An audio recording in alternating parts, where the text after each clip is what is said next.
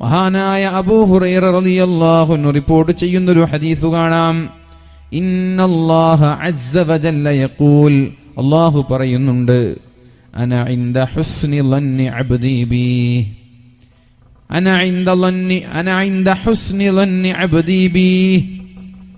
എന്നെക്കുറിച്ച് എൻ്റെ അടിമകൾ വളരെ നല്ല രീതിയിൽ ചിന്തിക്കുമ്പോൾ അതേ രീതിയിൽ ഞാൻ അവനോട് പെരുമാറുമെന്ന് അല്ലാഹു തആല പരിശുദ്ധ റസൂലുള്ളാഹി സ്വല്ലല്ലാഹു അലൈഹി വസല്ലമ തങ്ങളിലൂടെ പറഞ്ഞു കൊടുക്കുകയാണ്.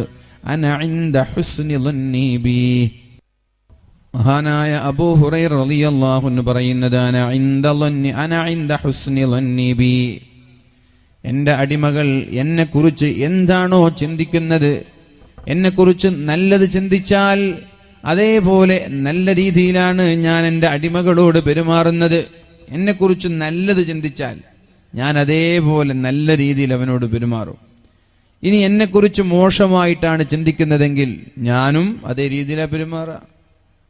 അന ഇൻദ ളന്നി അബ്ദി ബി വഅന മഅഹു ഇദാ ദഅാനി. അവൻ എന്നോട് ദുആ ചെയ്താൽ ഞാൻ അവന്റെ കൂടെയുണ്ടാകുമെന്ന് അല്ലാഹു തആല പറയുന്നത് റസൂലുള്ളാഹി സ്വല്ലല്ലാഹു അലൈഹി വസല്ലമ തങ്ങൾ നമ്മോട് പഠിപ്പിക്കുന്നു. ചെയ്താൽ 3/4 അയാൾക്ക് ലഭിക്കുമെന്ന് പരിശുദ്ധ റസൂലുള്ളാഹി സ്വല്ലല്ലാഹു അലൈഹി വസല്ലം. അല്ലാഹുവിനോട് പ്രാർത്ഥിച്ചാൽ എന്താണ് 1/3? ഒന്ന്, അവന്റെ ദുആഇന് ഉടനെ തന്നെ ഉത്തരം കിട്ടും, അഥവാ ഉടനെ അള്ളാഹു അവന്റെ ദുനിയാവും ആഖിറവും വിജയിപ്പിച്ചു കൊടുക്കും. ഒന്നുകിൽ അല്ലെങ്കിൽ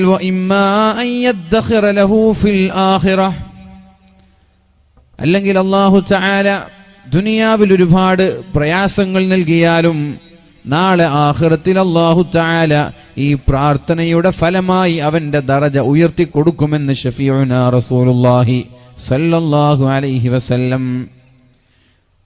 മൂന്നാമതായി പറഞ്ഞത്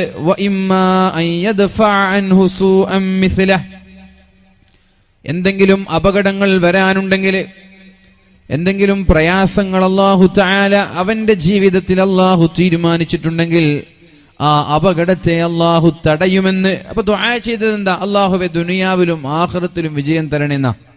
അയാൾക്കൊന്നുകിൽ അല്ലാഹു ഉടനെ തന്നെ ഉത്തരം നൽകി ദുനിയാവിലും വിജയിയാകും, ആഖിറത്തിലും വിജയിയാകും. അല്ലെങ്കിൽ ഒരു പക്ഷെ ദുനിയാവിൽ അല്ലാഹു വിജയൊന്നും കൊടുത്തില്ല, ആഖിറത്തിൽ അതിന് പകരം ഉന്നതമായ സ്ഥാനം നൽകും. അല്ലെങ്കിലോ അയാളുടെ ദുനിയാവിലുള്ള സർവ മുസീബാത്തുകളെ, ആഫാത്തുകളെ, ബലാഅകളെ, അപകടങ്ങളെ, പ്രതിസന്ധികളെ അല്ലാഹു അവനിൽ നിന്ന് മായ്ച്ചു കളയും. ഈ 3/4 അവന്റെ പ്രാർത്ഥനയ്ക്ക് ലഭിക്കുക തന്നെ ചെയ്യുമെന്ന് ശഫീഉ റസൂലുള്ളാഹി സ്വല്ലല്ലാഹു അലൈഹി വസല്ലം. സ്വഹീഹുൽ ബുഖാരിയും സ്വഹീഹ് മുസ്ലിമും ഒന്നിച്ച് റിപ്പോർട്ട് ചെയ്ത ഹദീസാണിത്. അപ്പൊ ദുആ ചെയ്യുന്ന ഒരാളെ സംബന്ധിച്ചിടത്തോളം അവർക്ക് നഷ്ടമില്ല, പ്രാർത്ഥിക്കുന്ന ഒരാളെ സംബന്ധിച്ചിടത്തോളം അവർക്ക് നഷ്ടമില്ല. 3/4 അവർക്ക് ലഭിക്കുക തന്നെ ചെയ്യും. അതുകൊണ്ട് നമ്മൾ അല്ലാഹുവിനോട് ദുആ ചെയ്യണം. മഹാനായ അലി ഇബ്നു അബീ ത്വാലിബ് റളിയല്ലാഹു അൻഹു പറയുന്നുണ്ട്, ഇദ്ഫഉ അഫ്വാജൽ ബലാഇ ബിദ്ദുആ. നിങ്ങൾ എന്ത് ചെയ്യണം? നിങ്ങളുടെ മുസീബാത്തുകളെ, ആഫാത്തുകളെ, അപകടങ്ങളെ, പ്രതിസന്ധികളെ ദുആകൾ കൊണ്ട്, പ്രാർത്ഥനകൾ കൊണ്ട് തടയണേ. നിരന്തരമായി കടന്നു വരാറുള്ള ഫിത്നകളെ പ്രാർത്ഥനകൾ കൊണ്ട് തടയണേ എന്ന് മഹാനായ അലി ഇബ്നു അബീ ത്വാലിബ് റളിയല്ലാഹു അൻഹു നമ്മോട് പഠിപ്പിച്ചിട്ടുണ്ട്. അപ്പൊ ഒരു മനുഷ്യന്റെ ജീവിതം എന്ന് പറയുന്നത് ഒന്നുകിൽ ദുഃഖമാണ് അല്ലെങ്കിൽ സന്തോഷമാണ്, അല്ലെ? എല്ലാവർക്കും ജനനം മുതൽ മരണം വരെ സന്തോഷം മാത്രമുള്ള ആളുകൾ ഉണ്ടാവോ? ലോകത്ത് ഉണ്ടാവോ? അതേപോലെ ജനനം വരെ ദുഃഖം മാത്രം, സന്തോഷം എന്താണെന്നറിയാത്ത ആളുകൾ ഉണ്ടാവോ? ഇല്ല. ഒരു സന്തോഷം, അത് കഴിഞ്ഞാൽ ഒരു ദുഃഖം. ഇന്ന മഅൽ ഉസ്രി യുസ്റാ, ഇന്ന മഅൽ ഉസ്രി യുസ്റാ. ഒരു പ്രയാസമുണ്ടായാൽ അതിന്റെ തൊട്ടുടനെ ഒരു സന്തോഷമുണ്ടാകും. ഒരു സന്തോഷമുണ്ടായാൽ അതിന്റെ തൊട്ടുടനെ ഒരു ദുഃഖവും ഉണ്ടാകും. ഇങ്ങനെയാണ് ഒരു മനുഷ്യന്റെ ജീവിതം. മാലയുടെ ഒരു വേവ് ലെങ്ത് പോലെ ദുഃഖവും സന്തോഷവും കളിയാടുന്ന നിറഞ്ഞു നിൽക്കുന്ന ഒരു ജീവിതമാണ് ഒരു മനുഷ്യന്റേത്. അപ്പൊ മഹാനായ അലി ഇബ്നു അബീ ത്വാലിബ് റളിയല്ലാഹു അൻഹു പറയുന്നത്, നിങ്ങൾ അല്ലാഹുവിനോട് ഈ അപകടങ്ങളുടെ ശൃംഖലയിൽ നിന്ന്, നിങ്ങളുടെ പ്രയാസപ്പെടുത്തുന്ന ശർറായ ഖലാഇൽ നിന്ന് രക്ഷപ്പെടാൻ പ്രാർത്ഥനകൾ കൊണ്ട് അല്ലാഹുവിനോട് ദുആ ചെയ്യണം എന്ന് മഹാനായ അലി ഇബ്നു അബീ ത്വാലിബ് റളിയല്ലാഹു അൻഹു നമ്മോട് പഠിപ്പിക്കുന്നുണ്ട്. മുഅ്മിനീങ്ങളെ, മഹാനായ അനസ് ഇബ്നു മാലിക് റളിയല്ലാഹു അൻഹു പറയുന്നുണ്ട്, ലാ തുഅ്ജിസൂന അനിദ് ദുആ, നിങ്ങൾ ഒരിക്കലും പ്രാർത്ഥനയിൽ നിന്ന് മാറി നിൽക്കരുത്, അശക്തരാവരുത്. നിങ്ങളൊരിക്കലും ദുആയിൽ നിന്ന് മാറി നിൽക്കരുത്, പ്രാർത്ഥനയിൽ നിന്ന് നിങ്ങൾ മാറി നിൽക്കരുത്. എന്തുകൊണ്ട്? ഫഇന്നഹു, നിശ്ചയം ഒരാളും ദുആ ചെയ്ത ഒരാളും നശിച്ചു പോയിട്ടില്ല, ദുആ ചെയ്ത ഒരാളും തകർന്നു പോയിട്ടില്ല. നിങ്ങൾ പ്രാർത്ഥനയിൽ നിന്ന് അശക്തരാവരുത്, അഥവാ പ്രാർത്ഥിക്കാതിരിക്കരുത്, ദുആ ചെയ്യാതിരിക്കരുത്. കാരണം ദുആ ചെയ്യുന്ന ഒരാളും ഒരിക്കലും തകർന്നു പോവൂല, നശിച്ചു പോവൂല, അപകടത്തിലാവൂല എന്ന് മഹാനായ അനസ് ഇബ്നു മാലിക് റളിയല്ലാഹു അൻഹു, ലാ തഅജസൂന അനിദ് ദുആ, പ്രാർത്ഥനയെ തൊട്ട് നിങ്ങൾ ഒരിക്കലും അശക്തരാവരുത്, പ്രാർത്ഥനയിൽ നിന്ന് നിങ്ങൾ മാറി നിൽക്കരുത്, പ്രാർത്ഥനയെ നിങ്ങൾ അവഗണിക്കരുത്. കാരണം ദുആ ചെയ്യുന്ന ഒരാളും ഇന്നേ വരെ പരാജയപ്പെട്ട ചരിത്രമില്ല എന്നാണ് മഹാനായ അനസ് ഇബ്നു മാലിക് റളിയല്ലാഹു അൻഹു നമ്മോട് പഠിപ്പിക്കുന്നത്. പിന്നെ പറഞ്ഞു, അല്ലാഹുവിന്റെ ഹബീബായ നബി സല്ലല്ലാഹു അലൈഹി വസല്ലമ തങ്ങൾ പറഞ്ഞു, ഇന്നല്ലാഹ ത്വയ്യിബുൻ ലാ യഖ്ബലു ഇല്ലാ ത്വയ്യിബാ, അല്ലാഹു നല്ലവനാണ്, അല്ലാഹു നല്ലവനാണ്, ലാ യഖ്ബലു ഇല്ലാ ത്വയ്യിബാ, അല്ലാഹു നല്ലതേ സ്വീകരിക്കുള്ളൂ. അല്ലാഹു നല്ലവനാണ്, അല്ലാഹു നല്ലതേ സ്വീകരിക്കുള്ളൂ. അല്ലാഹു നല്ലവനാണ്, അല്ലാഹു നല്ലതേ സ്വീകരിക്കുള്ളൂ. ثم ذكر الرجل يطيل السفر, പിന്നെ നബി തങ്ങൾ പറഞ്ഞു ഒരു യാത്രക്കാരനായ ഒരാളെ കുറിച്ച്, യാത്രക്കാരനായ ഒരാളെ കുറിച്ച് അല്ലാഹുവിന്റെ ഹബീബ് പറഞ്ഞു, അശ്അസ അഗ്ബറ, മുടിജട കുത്തിയ ഒരാളാണ് അയാൾ. അഗ്ബറ, അയാളുടെ ശരീരത്തിൽ പൊടി പുരണ്ടിട്ടുണ്ട്. യമുദ്ദു യദൈഹി ഇലസ്സമാ, അയാൾ ആകാശത്തേക്ക് കൈ ഉയർത്തുന്നുണ്ട്, അഥവാ അല്ലാഹുവിനോട് ദുആ ചെയ്യുന്നുണ്ട്. എന്താണ് ദുആ ചെയ്യുന്നത്? യാ റബ്ബ്, യാ റബ്ബ്, അല്ലാഹുവേ, അല്ലാഹുവേ എനിക്കത് വേണം റബ്ബേ, എന്റെ രോഗത്തിന് ശിഫ നൽകണം, അല്ലാഹുവേ എന്റെ കടങ്ങൾ വീട്ടിത്തരണം റബ്ബേ, അല്ലാഹുവേ എന്നെ പ്രയാസത്തിൽ നിന്ന് രക്ഷപ്പെടുത്തണേ എന്ന് യാത്രക്കാരനായ ഒരാൾ, മുടി ജടകുത്തിയ ഒരാൾ, ശരീരത്തിൽ പൊടി പുരണ്ട ഒരാൾ അല്ലാഹുവിനോട് ദുആ ചെയ്യുന്നുണ്ട്, ഇരു കരങ്ങളും നീട്ടി. വമത്അമുഹു ഹറാം, അവൻ തിന്നുന്നത് ഹറാമാണ്, തിന്നുന്നത് ഹറാമാണ്, ഭക്ഷണം ഹറാമാണ്. അശ്റബുഹു ഹറാം, അവൻ കുടിക്കുന്നതും ഹറാമാണ്. വമൽബസുഹു ഹറാം, അവന്റെ വസ്ത്രവും ഹറാമാണ്. വഗുദിയ ബിൽ ഹറാം, ഹറാം കൊണ്ട് ആവരണം ചെയ്യപ്പെട്ടവനാണവൻ, ഹറാം കൊണ്ട് പൊതിയപ്പെട്ടവനാണവൻ. അവന്റെ ഭക്ഷണവും വസ്ത്രവും വീടും പാനീയവും എല്ലാം ഹറാമാണ്. അങ്ങനെയുള്ള ഒരാൾ യാത്രക്കാരനാണ്, അങ്ങനെയുള്ള ഒരാൾ മുടി ജടകുത്തിയവനാണ്, പൊടി പുരണ്ടവനാണ്. എന്തിനാ അങ്ങനെ പറഞ്ഞത്? യാത്രക്കാരനായ ഒരാൾ ദുആ ചെയ്യുന്നു എന്ന് പറയാൻ കാരണം എന്താ? എന്താ കാരണം? യാത്രക്കാരനായ ഒരാൾ ദുആ ചെയ്യുന്നു, അയാളുടെ വസ്ത്രം ഹറാമാണ്, അയാളുടെ ഭക്ഷണം ഹറാമാണ്, അയാളുടെ പാനീയം ഹറാമാണ്. ആ യാത്രക്കാരൻ എന്ന് പറയാൻ കാരണം എന്താ? അറിയോ? അറിയോ? യാത്രക്കാരൻ എന്ന് പറയാൻ കാരണം യാത്രക്കാരന്റെ ദുആഇന് ഇജാബത്തുണ്ടെന്നാ, യാത്രക്കാരന്റെ പ്രാർത്ഥനയ്ക്ക് ഉത്തരമുണ്ടെന്നാ. അപ്പൊ ഒരു യാത്രക്കാരൻ ദുആ ചെയ്താൽ ഉത്തരം കിട്ടണം. പിന്നെ നബി തങ്ങൾ ഒരിക്കൽ പറഞ്ഞിട്ടുണ്ട്, റുബ്ബ അശ്അസ വ അഗ്ബറ, എത്രയെത്ര മുടി ജടകുത്തിയവരാണ്, ശരീരത്തിൽ പൊടി പുരണ്ടവരാണ്. ലൗ അഖ്സമ അലല്ലാഹി ലഅബറ, അവരെങ്ങാനും അള്ളാഹുവിനോട് ദുആ ചെയ്താൽ അള്ളാഹു ഉത്തരം നൽകുക തന്നെ ചെയ്യും. അഥവാ മുടി ജടകുത്തുക എന്ന് പറയുന്നത് ദുനിയാവിന്റെ ബോധമില്ലാത്ത ആളാണ്. ദുനിയാവിന്റെ ബോധമുള്ള ആൾ മുടിയൊക്കെ ചീകുന്നില്ല, വൃത്തിയാക്കി വെക്കും. ഇവർക്ക് ദുനിയാവിന്റെ ബോധമില്ല, ചിന്ത മുഴുവൻ ആഖിറാണ്. പിന്നെയോ വഅഗ്ബറ, ശരീരത്തിലേക്ക് മണ്ണ് പിടിക്കുന്നവരാരാ, വസ്ത്രത്തിലൊക്കെ ചളി പുരളുന്നവരാരാ, അള്ളാനെ ഓർത്തിട്ട് ആഖിറത്തെ ചിന്തിച്ച് ജീവിക്കുന്ന ആളുകൾ. അവർക്ക് ചളി പുരണ്ടാലെന്ത്, വസ്ത്രം ചുരുണ്ടാലെന്ത്, ഇസ്തിരി ഇട്ടാലെന്ത്, കീറിയാലെന്ത്. ഇവരൊക്കെ ദുആഇന് ഉത്തരം ലഭിക്കേണ്ട ആളുകളാണ്. പക്ഷേ അവൻ അള്ളാഹുവിനോട് ഇരു കരങ്ങളും ഉയർത്തി യാ റബ്ബ്, യാ റബ്ബ്, അല്ലാഹുവേ അല്ലാഹുവേ എന്ന് പറഞ്ഞ് നിരന്തരമായി ദുആ ചെയ്യുന്നുണ്ട്. ഉത്തരം ലഭിക്കാനുള്ള 3 അടയാളങ്ങൾ അയാളിലുണ്ട്.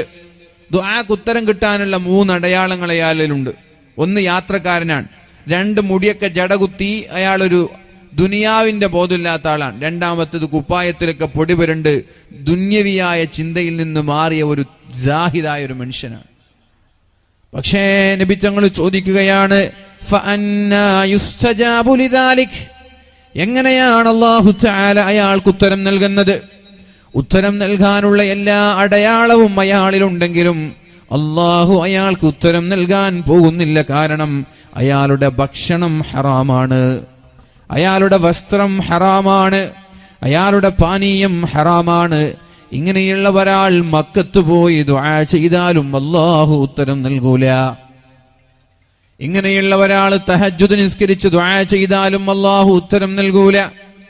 ഓർമ്മയില്ലേ മഹാന്മാരായ സ്വഹാബാക്കൾ അല്ലാഹുവിന്റെ ഹബീബിനോട് ചോദിച്ചത്, നബിയെ എപ്പോഴാണ് ദുആക്ക് ഉത്തരം ലഭിക്കുന്ന സമയമേതാ?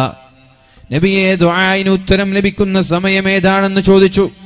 അപ്പോഴാണ് അല്ലാഹുവിന്റെ ഹബീബ് പറഞ്ഞത്, ജൗഫുൽ ലൈൽ, രാത്രിയുടെ യാമങ്ങളിൽ തഹജ്ജുദ് നിസ്കാരം കഴിഞ്ഞ് നിങ്ങൾ അല്ലാഹുവിനോട് ദുആ ചെയ്താൽ അല്ലാഹു ഉത്തരം നൽകുമെന്ന് ശഫീഉനാ റസൂലുള്ളാഹ്.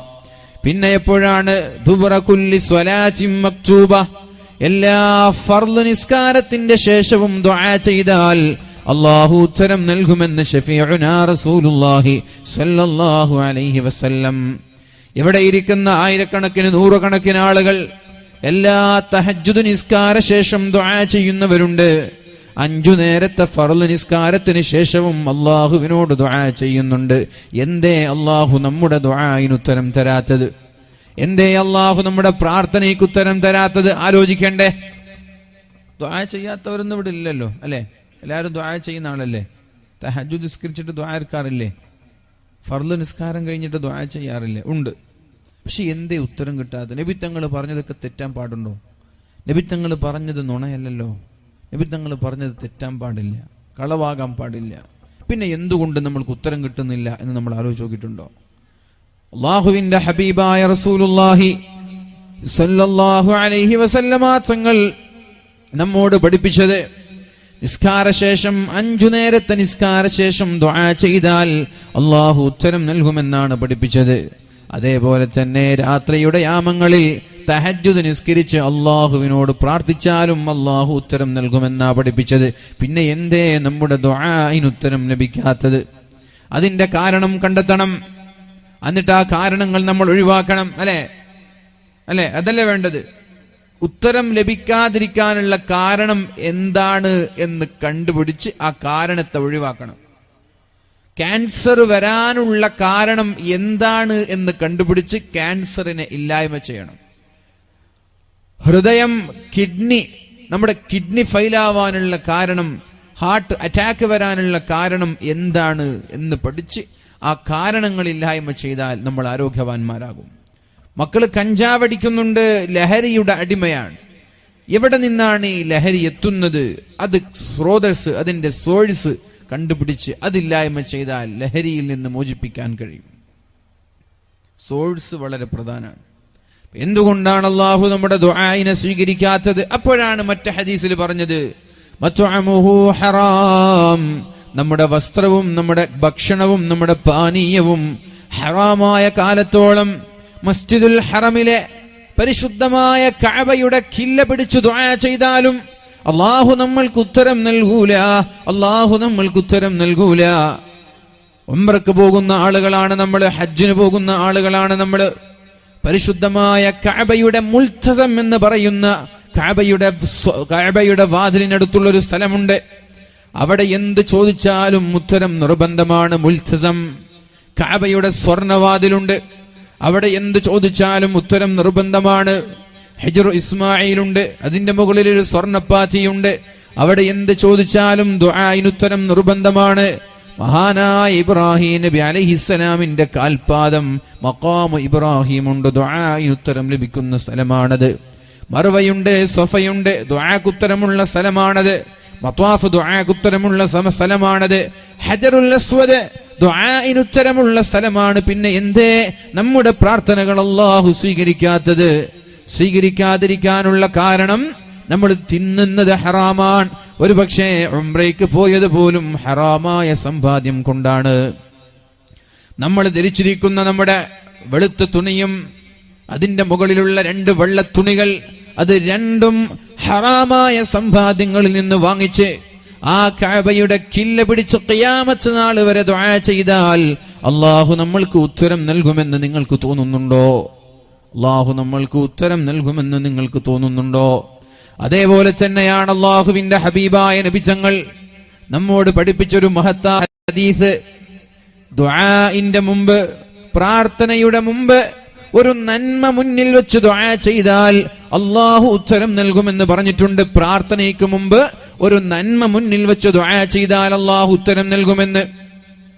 ദുആ ചെയ്യുന്നതിന് മുമ്പ് ഒരു സ്വദഖ, ദുആ ചെയ്യുന്നതിന് മുമ്പ് 2 റക്അത്ത് സുന്നത്ത് നിസ്കാരം, ദുആ ചെയ്യുന്നതിന് മുമ്പ് ആരെയെങ്കിലും ഒന്ന് സഹായിക്കുക, ഒരു നോമ്പെടുക്കുക, ഇങ്ങനെ എന്തെങ്കിലും ഒരു നന്മ ചെയ്തതിന് ശേഷം ദുആ ചെയ്താൽ അല്ലാഹു റബ്ബ് സുബ്ഹാനഹു വ തആല നമ്മുടെ പ്രാർത്ഥനയെ സ്വീകരിക്കുമെന്നാണ് നബി സല്ലല്ലാഹു അലൈഹി വസല്ലമ തങ്ങൾ പറഞ്ഞത്. അതിന്റെ ഉദാഹരണമാണ് വലിയ ഒരു പ്രതിസന്ധിയിൽ 3 ആളുകൾ അകപ്പെട്ടു പോയത്. നമ്മളും പ്രതിസന്ധിയിലാണ് അല്ലേ? നമ്മളൊക്കെ പ്രതിസന്ധിയിലല്ലേ അല്ലേ? ഒരു പേടിയും പേടിക്കണ്ടെന്ന് നമ്മുടെ മുഖ്യമന്ത്രി നമ്മോട് പറഞ്ഞത്. ഒരു പേടിയും പേടിക്കണ്ട. അല്ലെങ്കിലും സ്ത്രീകളൊക്കെ വെറുതെ പേടിച്ചിട്ട് സമയം കളയണ്ട, ഒരാവശ്യമില്ലാതെ പേടിച്ച് സമയം കളയണ്ട. നമ്മൾ പോവുകയാണെങ്കിൽ നമ്മുടെ കൂടെ ആരുണ്ടാവും? എല്ലാവരും ഉണ്ടാവും. നാട്ടിലുള്ള, കേരളത്തിലുള്ള, ഒറ്റയ്ക്കായിട്ട് ആരും പോവില്ല. അതുകൊണ്ട് നിങ്ങൾ ഉപ്പപ്പാന്റെ രേഖ ഒന്നും തേടാൻ നിൽക്കണ്ടെന്ന് മുഖ്യമന്ത്രി പറഞ്ഞത്. അതുകൊണ്ട് ആ വാക്കും പിടിച്ചിട്ട് രേഖകളൊന്നും തേടാൻ പോകണ്ട. ഇപ്പൊ തൽക്കാലം ഇങ്ങനെ ജീവിക്കുക. സമയം കളയണ്ടെന്ന്, വെറുതെ പേടിച്ചിട്ട് സമയം കളയണ്ടെന്ന്. ഒരു ചുക്ക് സംഭവിക്കൂല, ഒന്നും സംഭവിക്കൂല. നിങ്ങൾ ആരും പേടിക്കണ്ട. ഒരു ചുക്കും ചെയ്യാൻ അവരെ കൊണ്ട് കഴിയൂല, പാസ്സായാലും പാസ്സായില്ലേലും. അതുകൊണ്ട് നമ്മളൊരു പ്രതിസന്ധിയുടെ വക്കിലാണ്. ആ ഒരു സന്ദർഭത്തിൽ ഒരു നന്മ മുന്നിൽ വെച്ച് നമ്മൾ അല്ലാഹുവിനോട് ദുആ ചെയ്താൽ അല്ലാഹു തആല നമ്മുടെ ദുആഇനെ സ്വീകരിക്കുമെന്നുള്ള കാര്യത്തിൽ സംശയം വേണ്ട. ഓർമ്മയുണ്ടോ നിങ്ങൾക്ക് നബിതങ്ങൾ 3 ആളുകളുടെ കഥകൾ പറഞ്ഞത്? ഗുഹയിലകപ്പെട്ടു പോയ 3 ആളുകൾ ഒരു ഗുഹയിലേക്ക് കയറി. ശക്തമായ ഭീമാകാരമായ ഒരു പാറ അവരുടെ ഗുഹയുടെ മുഖം അടച്ചു വെച്ചപ്പോ ഉരുണ്ട് വന്നിട്ട് അവരുടെ ഗുഹാമുഖത്തുള്ള വാതിൽ അടച്ചു വെച്ചു.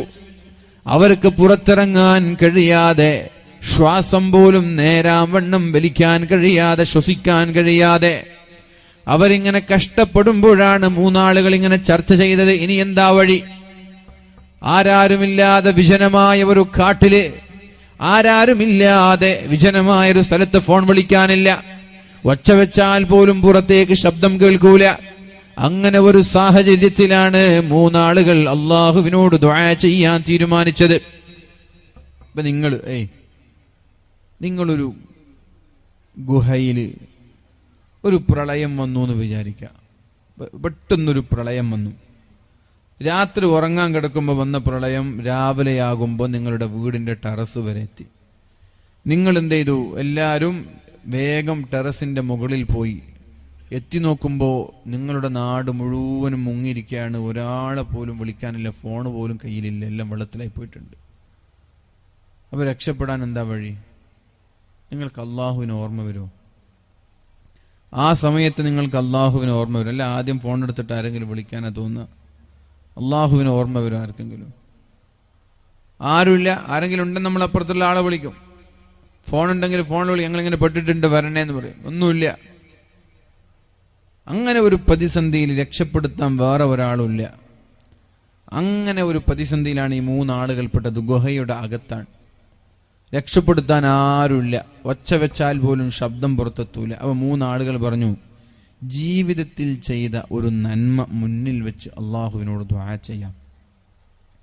പ്രാർത്ഥന സ്വീകരിക്കപ്പെടാനുള്ള മാനദണ്ഡം അതാണ്. ദുആ സ്വീകരിക്കപ്പെടാനുള്ള മാനദണ്ഡം അതാണ്. എന്താണ് ദുആ സ്വീകരിക്കാനുള്ള മാനദണ്ഡം? നന്മ മുന്നിൽ വെച്ച് അള്ളാഹിനോട് ദുആ ചെയ്യാം. അവർ 3 ആളുകൾ തള്ളി നോക്കിയിട്ടുണ്ട്. ഈ പാറയെ ശക്തിയായി തള്ളി നോക്കിയിട്ടുണ്ട്. പക്ഷെ പാറ അനങ്ങിയില്ല. പട്ടിണി കിടന്നവർ മരിക്കേണ്ടവരാണവർ. അള്ളാഹു അത്ഭുതങ്ങൾ കാണിക്കുന്നവനാണ്.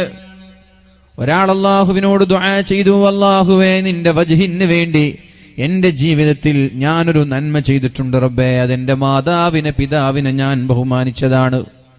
അത് നിനക്ക് വേണ്ടി, മാതാവിന്റെ അനന്തര സ്വത്തിന് വേണ്ടിയിട്ടല്ല. മാതാവ് മരിക്കുമ്പോൾ സ്വത്ത് കിട്ടാൻ വേണ്ടിയിട്ടല്ല. അള്ളാഹുവേ ഞാൻ എന്റെ ഭാര്യയെക്കാളും എന്റെ മക്കളെക്കാളും എന്റെ മാതാവിനെ ബഹുമാനിച്ചത് നിന്നോടുള്ള സ്നേഹം കൊണ്ട്, നിന്റെ പ്രതിഫലം ആഗ്രഹിച്ചിട്ടാണെങ്കിൽ അല്ലാഹുവേ ഈ പാറയെ നീ ഒന്ന് നീക്കിച്ചരണേ എന്ന് ദുആ ചെയ്തപ്പോൾ അത്ഭുതകരമായി പാറ നീങ്ങുന്നത് അവർക്ക് കാണാനിടയായി. രണ്ടാമത്തെ ഒരാൾ ദുആ ചെയ്തു, അല്ലാഹുവേ വ്യഭിചരിക്കാൻ ഒരു സുവർണാവസരം ലഭിച്ചു. ആ സമയത്ത് നിന്നെ ഭയന്നിട്ടാണ് ഞാൻ വ്യഭിചരിക്കാതെ മാറി നിന്നത്. നാട്ടുകാരെ പേടിച്ചിട്ടല്ല, നാട്ടുകാരെയോ സദാചാരവാദികളെയോ പേടിച്ചിട്ടല്ല. നിന്നെ ഭയന്നിട്ടാണ് ഞാൻ വ്യഭിചാരത്തിന്റെ അവസരത്തിൽ നിന്ന് വ്യഭിചരിക്കാതെ മാറി നിന്നത്. എങ്കിൽ ഈ നന്മയുടെ ബറക്കത്ത് കൊണ്ട് പാറയെ നീക്കണമെന്ന് പറഞ്ഞപ്പോൾ അല്ലാഹു തആല പാറയെ നീക്കി കൊടുക്കുന്നത് ലൈവായി അവർ കാണുകയുണ്ടായി. മൂന്നാമത്തെ ഒരാൾ ദുആ ചെയ്തു, പടച്ചോനെ ഞാൻ എന്റെ തൊഴിലാളിയോട് മാന്യമായി പെരുമാറിയത്, എന്റെ തൊഴിലാളിയോട് ഞാൻ മാന്യമായി പെരുമാറിയത് നിന്റെ വജ്ഹ് ആഗ്രഹിച്ചിട്ടാണെങ്കിൽ അല്ലാഹുവേ ഈ പാറയെ നീ നീക്കണേ എന്ന് ദുആ ചെയ്തപ്പോ വീണ്ടും പാറ നീങ്ങി. 3 ആളുകളും അത്ഭുതകരമായി രക്ഷപ്പെട്ടത് അല്ലാഹുവിന്റെ ഹബീബായ നബി തങ്ങൾ വളരെ സ്വഹീഹായ ഹദീസിലൂടെ നമ്മോട് പഠിപ്പിച്ചു തരുന്നുണ്ട്. 3 ആളുകൾ നാവുകൊണ്ട് പാറയെ നീക്കിയത് അവരുടെ ദുആഇന്റെ കരുത്തുകൊണ്ടാണ്. ദുആ കൊണ്ട് അത്ഭുതങ്ങൾ കാണിക്കാൻ നമ്മൾക്ക് കഴിയും. ഒരു ഭരണകൂടത്തെ ഇറക്കാനും കഴിയും, മറ്റൊരു ഭരണകൂടത്തെ കയറ്റാനും കഴിയും. പക്ഷേ നമ്മളിൽ അതുപോലെ ഒരു നന്മയുണ്ടാവണം. അങ്ങനൊരു നന്മ നമ്മളിലുണ്ടോ? അള്ളാഹുവിന് മാത്രം വേണ്ടി ചെയ്ത നന്മ, 4 ആളുകൾ കാണാത്ത, ഞാനും എൻ്റെ റബ്ബും മാത്രം അറിയുന്ന അള്ളാഹിന്റെ വജ്ഹിന് വേണ്ടി ചെയ്ത നന്മ നിങ്ങളുടെ ജീവിതത്തിൽ ഒന്നെങ്കിലുണ്ടോ? ഒന്നുണ്ടോ? ഒരേ വേണ്ട. ഭാര്യ മക്കളെങ്കിലും ഭാര്യയും മക്കൾ പോലും അറിയാത്ത, ഇനി അവരറിഞ്ഞാലും കുഴപ്പമൊന്നുമില്ല, അള്ളാഹുവിന് വേണ്ടിയാണിത് ഞാൻ ചെയ്യുന്നത് എന്ന ഒരൊറ്റൊരു ചിന്ത, രണ്ടാമതൊരു ചിന്തയില്ല. ഫെയിം, പ്രശസ്തി, പേര്, അംഗീകാരം, മറ്റൊരാളുടെ സഹായം, സൽപ്പേര്, ഇതൊന്നുമില്ല. അള്ളാഹുവിന് വേണ്ടിയാണ് ഞാനിത് ചെയ്തത് എന്ന് നിങ്ങൾക്കുറപ്പുള്ള, നിങ്ങളുടെ ജീവിതത്തിൽ ചെയ്ത ഏതെങ്കിലും ഒരു നന്മയുണ്ടെങ്കിൽ ആ നന്മ മുന്നിൽ വെച്ച് നിങ്ങൾ അള്ളാഹുവിനോട് ദുആ ചെയ്യൂ, നിങ്ങളുടെ പ്രതിസന്ധി പരിഹരിക്കാൻ. ഉണ്ടോ? അങ്ങനെ ഒരു നന്മ നിങ്ങളുടെ അടുത്തുണ്ടോ? എന്തെങ്കിലും ഉണ്ടാത്ത് ഉണ്ടോ? ഇല്ലാന്നുണ്ടെന്നോ? ഇല്ലെങ്കിൽ ഉണ്ടാക്കണം. ഇല്ലാന്ന് പറഞ്ഞിട്ട് ഒഴിഞ്ഞു പറയാൻ മതിയോ? വല്ല നാട്ടുകാരെ കാണാൻ വേണ്ടി ചെയ്തതാണോ? ദുനിയാവിന് വേണ്ടി തന്നെയാണോ ഇല്ല നമ്മൾ ചെയ്ത്? ആഖിറത്തിന് വേണ്ടി ഒന്നും ചെയ്തിട്ടില്ലേ? ഉണ്ടാകും, ഒരുപാട് അമലുകൾ ഉണ്ടാകും ഈ കൂട്ടത്തിൽ. ആ ആളുകളോടൊക്കെ പറയാനുള്ളത്, അള്ളാഹുവിന്റെ വജ്ഹിന് വേണ്ടി നിങ്ങളുടെ ജീവിതത്തിൽ നിങ്ങൾ ചെയ്ത ഏതെങ്കിലും ഒരു നന്മ, ആ നന്മ മുന്നിൽ വെച്ച് അള്ളാഹുവേ ഞാനിത് ചെയ്തത് നിനക്ക് വേണ്ടിയാണെങ്കിൽ അള്ളാഹുവേ ഞങ്ങളെ ഈ പ്രതിസന്ധിയിൽ നിന്ന് കരകയറ്റണേ എന്ന് ദുആ ചെയ്യണം. പക്ഷേ അവിടെയും പ്രശ്നങ്ങളുണ്ട്. ആ നന്മ മുന്നിൽ വെച്ച് ദുആ ചെയ്യുമ്പോഴും പ്രശ്നമുണ്ട്. എന്താണ് ആ പ്രശ്നം? എന്താണ് ആ പ്രശ്നം? എന്താ പ്രശ്നം? നന്മ മുന്നിൽ വെച്ച് അള്ളാഹിനോട് ദുആ ചെയ്യുമ്പോഴൊരു പ്രശ്നമുണ്ട്. എന്താ? അത് നമ്മൾ ധരിച്ച കുപ്പായമാണ്, നമ്മൾ ധരിച്ച വസ്ത്രമാണ്. ഈ വസ്ത്രം ഹറാമിലൂടെ ഉണ്ടായതല്ല എന്ന് ഉറപ്പിക്കാൻ കഴിയുമോ നിങ്ങൾക്ക്? എന്റെ ഈ വസ്ത്രം ഹലാലായ സമ്പാദ്യം കൊണ്ട് ഞാൻ വാങ്ങിച്ചതാണെന്ന് ഉറപ്പ് പറയാൻ പറ്റുമോ നിങ്ങൾക്ക്? എങ്കിൽ നിങ്ങൾക്ക് ദുആ ചെയ്യാം. നിങ്ങൾ തിന്നുന്ന ഭക്ഷണം ഇത് ഹറാമല്ല, ഹലാലാണ്, ഹലാലായ സമ്പാദ്യം കൊണ്ടാണ് ഞാൻ തിന്നുന്നത് എന്ന ഉറപ്പ് നിങ്ങൾക്കുണ്ടെങ്കിൽ അള്ളാഹുവിനോട് ദുആ ചെയ്യാം. നിങ്ങൾ കുടിക്കുന്ന പാനീയം, നിങ്ങൾ താമസിക്കുന്ന വീട്, ഇതെല്ലാം ഹറാമല്ല, ഹലാലാണെന്ന് ഉറപ്പുള്ള ആളുകൾ ജീവിതത്തിൽ അള്ളാഹുവിന് വേണ്ടി ചെയ്ത ഒരു നന്മ മുന്നിൽ വെച്ച് അള്ളാഹുവിനോട് ദുആ ചെയ്താൽ അള്ളാഹു ഒരിക്കലും നിങ്ങളുടെ പ്രാർത്ഥനയെ, നമ്മുടെ ദുആഇനെ തള്ളിക്കളയൂല. അങ്ങനെ ഉണ്ടെങ്കിൽ എല്ലാവരും ഒന്ന് ദുആ ചെയ്യും. പുഷ്പം പോലെ വളരെ സരളമായ രീതിയിൽ, പ്രയാസങ്ങളില്ലാതെ, നമ്മെ ബാധിക്കാതെ അള്ളാഹു പ്രശ്നങ്ങൾക്ക് പരിഹാരം നൽകും. ഹറാമായ വസ്ത്രം ധരിക്കാത്തവർ, ഹറാമായ വീടില്ലാത്തവർ, ഹറാമ് തിന്നാത്തവർ, ഹറാമ് കുടിക്കാത്തവർ, ജീവിതത്തിൽ ചെയ്ത നന്മകൾ അള്ളാഹുവിന്റെ മുമ്പിൽ വെച്ച് അള്ളാഹുവേ ഒന്ന് താണുകേണ് വിനയാന്വിതനായി, പ്രതിസന്ധിയിൽ നിന്ന് കരകയറ്റണേ അല്ലാ, പ്രയാസങ്ങൾക്ക് പരിഹാരം നൽകണേ അല്ലാ എന്ന് അള്ളാഹുവിനോട് ദുആ ചെയ്താൽ പാറയെ അള്ളാഹു അത്ഭുതകരമായി മാറ്റിക്കൊടുത്തതുപോലെ നമ്മൾക്കും ലൈവായി അത്ഭുതങ്ങൾ കാണാൻ കഴിയും. അള്ളാഹു തൗഫീഖ് ചെയ്യട്ടെ. അതേപോലെ മഹാനായ സഅദ് റളിയല്ലാഹു അൻഹുവിനോട് അള്ളാഹുവിന്റെ ഹബീബായ നബി തങ്ങൾ പറയുകയുണ്ടായി. സഅദ് തങ്ങൾ ചോദിച്ചു, യാ റസൂലല്ലാഹ്, നബിയേ നിങ്ങൾ എനിക്ക് വേണ്ടി ദുആ ചെയ്യണം. നബിയേ നിങ്ങൾ എനിക്ക് വേണ്ടി പ്രാർത്ഥിക്കണം. എന്തിന്? ഞാനൊരു ദുആഇന് ഉത്തരം ലഭിക്കുന്ന ഒരാളായി മാറാൻ, എന്ത് ദുആ ചെയ്താലും, എന്ത് പ്രാർത്ഥിച്ചാലും എന്റെ പ്രാർത്ഥനയ്ക്ക് ഉത്തരം ലഭിക്കുന്ന ഒരാളായി മാറാൻ നബിയേ നിങ്ങൾ എനിക്ക് ദുആ ചെയ്യണം, നിങ്ങൾ എനിക്ക് വേണ്ടി പ്രാർത്ഥിക്കണം എന്ന് പറഞ്ഞപ്പോഴാണ് റസൂലുള്ളാഹി സ്വല്ലല്ലാഹു അലൈഹി വസല്ലമ തങ്ങൾ പറഞ്ഞത്, അത്ഇബ് മത്അമക് തകുൻ മുസ്തജാബദ് ദഅവ, അത്ഇബ് മത്അമക് തകുൻ മുസ്തജാബദ് ദഅവ. സഅദ് എന്നവരെ, നിങ്ങളുടെ ഭക്ഷണം, നിങ്ങളുടെ സമ്പാദ്യം ഹലാലാക്കിയാൽ, നിങ്ങളുടെ സമ്പാദ്യം ഹലാലാക്കിയാൽ, നിങ്ങൾ തിന്നുന്നതും കുടിക്കുന്നതും ഹലാലാക്കിയാൽ, നിങ്ങൾ ധരിക്കുന്നത് ഹലാലാക്കിയാൽ അല്ലാഹു തആല എന്ത് ചോദിച്ചാലും എന്ത് പ്രാർത്ഥിച്ചാലും ദുആഇന് ഉത്തരമുള്ള ഒരാളാക്കി നിങ്ങളെ മാറ്റുമെന്ന് ഷഫീഉനാ റസൂലുള്ളാഹ് സല്ലല്ലാഹു അലൈഹി വസല്ലം ദുആഇന് ഉത്തരമുള്ള ഒരാളാക്കി എന്നെ മാറ്റണമെന്ന് നബി തങ്ങളോട് ആവശ്യപ്പെട്ടപ്പോൾ നബി തങ്ങൾ പറഞ്ഞ മറുപടി, പരിശുദ്ധമായ കഅബയുടെ അടുത്ത് പോയി കില്ല പിടിച്ച് ദുആ ചെയ്യാനല്ല, തഹജ്ജുദ് നിസ്കരിച്ച് ദുആ ചെയ്യാനല്ല. അത്വിബ് മത്അമക, നീ തിന്നുന്നത് ഹലാലാവണം, നീ സമ്പാദിക്കുന്നത് ഹലാലാവണം, നീ ധരിക്കുന്നത് ഹലാലാവണം, നീ കുടിക്കുന്നത് ഹലാലാവണം. ഇങ്ങനെ ഹലാല് സമ്പാദിച്ച്, ഹലാല് തിന്ന്, ഹലാല് ധരിച്ച് അല്ലാഹുവിനോട് എന്ത് ചോദിച്ചാലും അല്ലാഹു ദുആഇന് ഉത്തരം നൽകുമെന്ന് ഷഫീഉനാ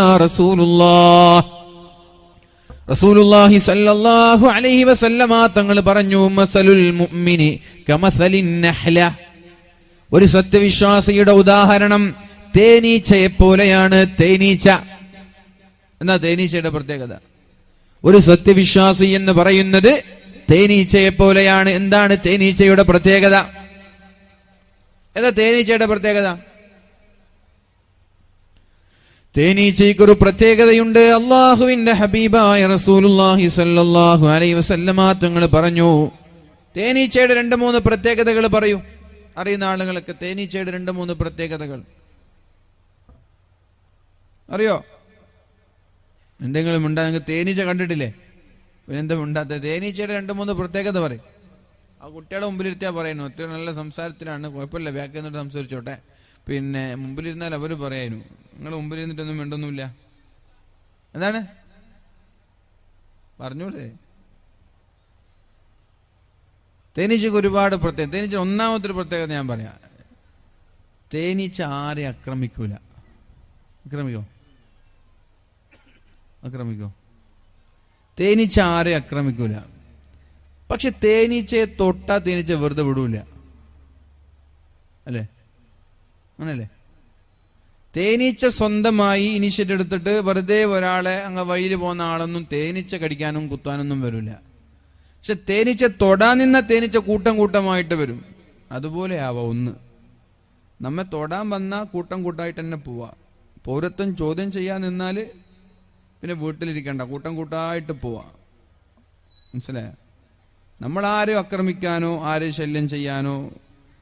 ദേവേന്ദ്ര സിംഗ് എന്ന് പറയുന്ന കശ്മീരിലെ ഡിവൈഎസ്പി അയാള് തീവ്രവാദികൾക്ക് ഒത്താശ ചെയ്തതുപോലെ ഒരു തീവ്രവാദിക്ക് ഒത്താശ ചെയ്യാൻ നമ്മൾ നിൽക്കണ്ട. അഫ്സൽ ഗുരുവിനെ തൂക്കിലേറ്റാനുള്ള കാരണം പാർലമെന്റ് ആക്രമണത്തിൽ അവിടുത്തെ പാകിസ്ഥാനി തീവ്രവാദികൾക്ക് താമസ സൗകര്യം, ഇവിടെ വന്നിട്ട് മറ്റുള്ള സംവിധാനങ്ങൾക്കുള്ള സൗകര്യം കൊടുത്തു എന്ന കാരണത്താലാണ് അഫ്സൽ ഗുരുവിനെ തൂക്കിലേറ്റിയത്. അഫ്സൽ ഗുരുവിനെ തൂക്കിലേറ്റുമ്പോൾ അഫ്സൽ ഗുരു എഴുത്തെഴുതിയിട്ടുണ്ട്, ഞാനല്ല ഇതിന്റെ പിന്നിൽ ദേവേന്ദ്ര സിംഗ് ആണ്. ആ ദേവേന്ദ്ര സിംഗിനെയാണ് ഭരണകൂടം ഇവിടെ അവാർഡ് കൊടുത്ത് ആദരിച്ചത്. ആ ആദരിച്ച ദേവേന്ദ്ര സിംഗിനെയാണ് 2 ദിവസം മുമ്പ് പാകിസ്ഥാനിലെ തീവ്രവാദികളുടെ കൂടെ കാറിൽ ആയുധങ്ങളുമായിട്ട് പിടികൂടിയത്. മുസ്ലിം അല്ല അയാള് മുസ്ലിം അല്ലാത്തത് കൊണ്ടൊരു പക്ഷേ ആ വാർത്തയെ നേരെ മാറ്റിമറിക്കാൻ കഴിയും. അഥവാ കാറിലൂടെ യാത്ര ചെയ്യുന്ന തീവ്രവാദികളെ ദേവേന്ദ്ര സിംഗ് പിടിച്ചു എന്ന രീതിയിലും വേണമെങ്കിൽ നമ്മുടെ സർക്കാരിന് വാർത്തയെ മാറ്റിമറിക്കാൻ കഴിയും. പക്ഷെ അഫ്സൽ ഗുരു ചെയ്തതിനേക്കാളും വലിയ രാജ്യദ്രോഹമാണ് ദേവേന്ദ്ര സിംഗ് ചെയ്തത്. അഫ്സൽ ഗുരു എങ്ങനെ തൂക്കിലേറ്റപ്പെട്ടോ അതിനേക്കാളും കഠിനമായി ദേവേന്ദ്ര സിംഗിനെ തൂക്കിലേറ്റണം. അയാൾ കശ്മീരിലെ ഒരു നിയമപാലകനാണ്, ജമ്മു കശ്മീരിലെ നിയമപാലകനാണ് അയാൾ. അപ്പം അതുകൊണ്ട് നമ്മൾ ആരെ ആക്രമിക്കാനും ചൊറിയാനൊന്നും നമ്മൾ പോകണ്ട. നമ്മളെ ഇങ്ങോട്ട് ആക്രമിക്കാൻ വന്നാൽ, നമ്മുടെ പൗരത്വം ചോദ്യം ചെയ്യാൻ വന്നാൽ അപ്പം മിണ്ടാതിരിക്കാനും പാടില്ല. അപ്പോൾ നമ്മൾ രംഗത്തിറങ്ങണം, അപ്പോൾ നമ്മൾ സമരത്തിനിറങ്ങണം, അപ്പോൾ നമ്മൾ പ്രതിഷേധത്തിനിറങ്ങണം. ഏതുവരെ? ഒന്നുകിലിത് പിൻവലിക്കുന്നത് വരെ മാറി നിൽക്കേണ്ട ഒരു സാഹചര്യം ഇവിടെ ഇല്ല. മാറി നിൽക്കാൻ പാടില്ല, പിൻവലിക്കുന്നത് വരെ. പിൻവലിച്ചില്ലേ, നിയമം നടപ്പിലാക്കാൻ തുടങ്ങിയാൽ അന്ന് മുതൽ മരണം വരെ പോരാടാനും നമ്മൾ തയ്യാറാവണം. അപ്പോൾ നമ്മളായിട്ട് തേനീച്ചയെ പോലെ തന്നെ ആവാനാണ് നബി തങ്ങൾ പറഞ്ഞത്. നബി സല്ലല്ലാഹു അലൈഹി വസല്ലം തങ്ങൾ പറഞ്ഞു, വല്ലദീ നഫ്സു മുഹമ്മദിൻ ബിയദിഹി, അല്ലാഹുവാണ് സത്യം, ഇന്ന മസലൽ മുഅ്മിനി കമസലിൻ നഹ്ല, തീർച്ചയായും ഒരു മുഅ്മിനിന്റെ ഉദാഹരണം തേനീച്ചയെ പോലെയാണ്. ഒരു മുഅ്മിനിന്റെ ഉദാഹരണം തേനീച്ചയെ പോലെയാണ്. എന്താണ് തേനീച്ചയുടെ പ്രത്യേകത? അകലതു ത്വയ്യിബൻ വവളഅതു ത്വയ്യിബാ, അകലതു ത്വയ്യിബൻ വവളഅതു ത്വയ്യിബാ. തേനീച്ച നല്ലതേ തിന്നാറുള്ളൂ, തേനീച്ച നല്ലതേ പുറപ്പെടുവിക്കാറുള്ളൂ. അല്ലെ? ഈച്ചകൾ കാഷ്ടത്തിലിരിക്കും, ശവങ്ങളിലിരിക്കും, മലിനമായ ദുർഗന്ധമുള്ള സർവ്വ സ്ഥലങ്ങളിലും ഈച്ചകളെ കാണാം. എന്നാൽ തേനീച്ചകളെ നിങ്ങൾക്ക് അവിടെ കാണാൻ കഴിയൂല. 2 ഈച്ച തന്നെയാണ്, അല്ലെ? 2 ഈച്ചയാണ്, ഒന്ന് തേനീച്ച, മറ്റത് ഈച്ച. എന്നാൽ ഈച്ച കാഷ്ടത്തിലും ദുർഗന്ധം വമിക്കുന്ന ശവങ്ങളിലും കാണാൻ കഴിയും. എന്നാൽ തേനീച്ചയോ, അതിനെ നിങ്ങൾക്ക് കാണാൻ കഴിയുക പുഷ്പങ്ങളിലാണ്, അല്ലെ? പൂവുകളിൽ, പുഷ്പങ്ങളിൽ ഇങ്ങനെ മധു നുകരുന്നുണ്ടാകും തേനീച്ചകൾ. എന്നാൽ ആ തേനീച്ച പൂവ്, അതിൽ നിന്ന് മധു നുകർന്നാൽ നേരെ കൊണ്ടുപോയി കൂട്ടം കൂട്ടമായി മറ്റൊരു സ്ഥലത്ത് തേനിനെയാണ് ഉൽപ്പാദിപ്പിക്കുന്നത്. അത് ഛർദിക്കുന്നത്, അത് പുറപ്പെടുവിക്കുന്നത് തേനിനെയാണ്. അപ്പൊ നല്ലതേ തിന്നുള്ളൂ, നല്ലതേ പുറപ്പെടുവിക്കുള്ളൂ തേനീച്ച. അതുപോലെയാവണം മുഅ്മിനീങ്ങളെ, നമ്മൾ നല്ലതേ തിന്നാൻ പാടുള്ളൂ, നല്ലതേ സമ്പാദിക്കാൻ പാടുള്ളൂ. ഹറാമ് സമ്പാദിക്കാൻ പാടില്ല, ഹറാമ് സമ്പാദിക്കാൻ പാടില്ല. നല്ലതേ സമ്പാദിക്കാൻ പാടുള്ളൂ, ഹലാല് മാത്രമേ സമ്പാദിക്കാൻ പാടുള്ളൂ. അതേപോലെ ഹലാലായ മാർഗത്തിലെ നമ്മൾ ചെലവഴിക്കാൻ പാടുള്ളൂ. ഹലാലായ മാർഗത്തിൽ ചെലവഴിക്കണം, ഹറാമിൽ ചെലവഴിക്കാൻ പാടില്ല. ഈ ഒരു ഉപമ സത്യവിശ്വാസിയോട് അല്ലാഹുവിന്റെ ഹബീബായ നബി സല്ലല്ലാഹു അലൈഹി വസല്ലമ തങ്ങൾ പഠിപ്പിച്ചു തരികയാണ്. നിങ്ങൾ തേനീച്ചകളെ പോലെയാവണം. നല്ലത് സമ്പാദിക്കണം, നല്ലത് തിന്നണം, നല്ലത് കൊടുക്കണം. നിങ്ങളിൽ നിന്ന് ഒരിക്കലും ദുസ്വഭാവങ്ങൾ ഉണ്ടാവാൻ പാടില്ല. തേനീച്ച നല്ലത് പുറപ്പെടുവിക്കുന്നത് പോലെ നിങ്ങളും നല്ല രീതിയിലെ ജനങ്ങളോട് പെരുമാറാൻ പാടുള്ളൂ. നിങ്ങളിൽ നിന്ന് കേൾക്കാൻ ഇഷ്ടമില്ലാത്തത്, കാണാൻ ഇഷ്ടമില്ലാത്തത്, അനുഭവിക്കാൻ ഇഷ്ടമില്ലാത്തത് മറ്റൊരാൾ അനുഭവിക്കാൻ പാടില്ല. അപ്പൊ അതുകൊണ്ട് മാന്യമായ സ്വഭാവത്തോടുകൂടെ ജനങ്ങളോട് വളരെ ലളിതമായിട്ട് മാത്രമേ നിങ്ങൾ പെരുമാറാൻ പാടുള്ളൂ.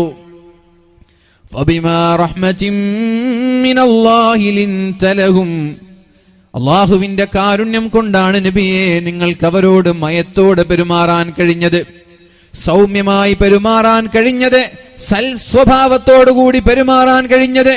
വലൗ കൂത ഫല്ലൻ ഗലീലൽ ഖൽബി ലൻഫല്ലൂ മിൻ ഹൗലിക്, നിങ്ങളെങ്ങാനും പരുക്കൻ സ്വഭാവത്തിന്റെ ആളുകളായിരുന്നുവെങ്കിൽ, സംസ്കാരമില്ലാത്ത, സംസ്കാരശൂന്യമായ, തീരെ കൾച്ചറില്ലാത്ത, മാന്യമല്ലാത്ത സ്വഭാവത്തിന്റെ റിജിഡ് ക്യാരക്ടർ, വളരെ പരുക്കമായ സ്വഭാവത്തിന്റെ ഉടമകളായി നിങ്ങൾ മാറിയിരുന്നുവെങ്കിൽ നിങ്ങളുടെ അടുത്തു നിന്ന് ജനങ്ങൾ ഓടിപ്പോകുമായിരുന്നു നബിയെ.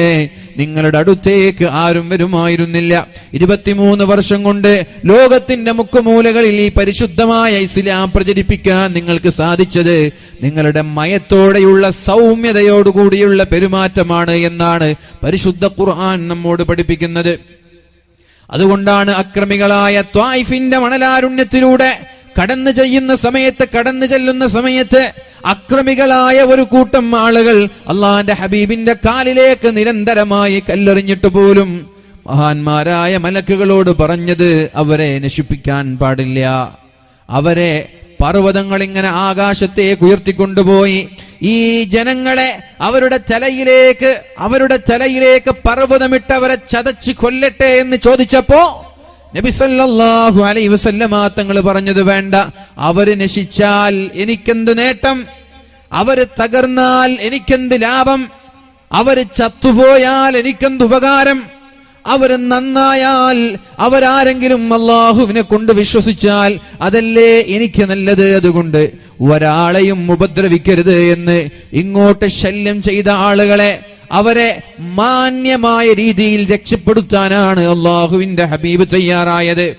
അതാണ് റസൂലുള്ളാഹി തങ്ങളോട് അള്ളാഹു പറഞ്ഞത്, ഫബിമാ റഹ്മത്തിൻ മിനല്ലാഹി ലിൻത ലഹും, നബിയെ നിങ്ങളുടെ കാരുണ്യത്തിന്റെ സ്വഭാവം കൊണ്ട്, ലളിതമായ മാന്യമായ സൗമ്യമായ സ്വഭാവ പെരുമാറ്റം കൊണ്ടാണ് നബിയെ ജനങ്ങൾ നിങ്ങളിലേക്ക് കടന്നു വന്നത്.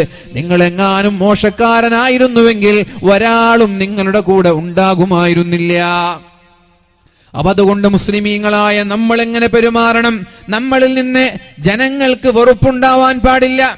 ബിസിനസ് നടത്തുന്ന ഒരാൾ പല വിഭാഗങ്ങളുമായി, പല മതങ്ങളുമായി, പല ജനങ്ങളുമായി ഇടപാട് നടത്തേണ്ടി വരും.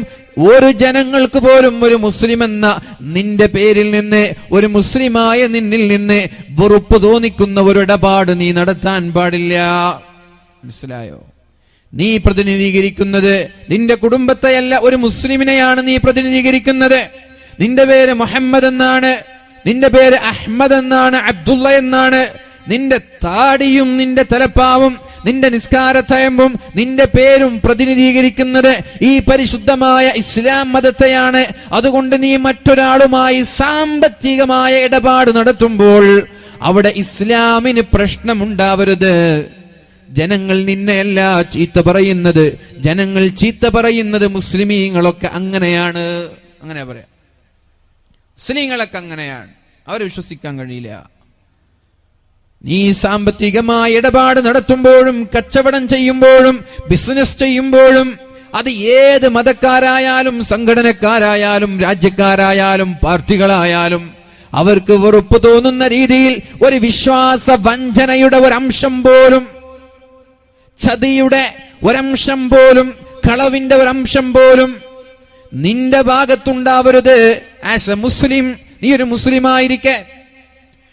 ഒരു മുസ്ലിമായിരിക്കെ അത് നീ ചെയ്താൽ ജനങ്ങൾ ഇസ്ലാമിനെയാണ് വിലയിരുത്തുന്നത്.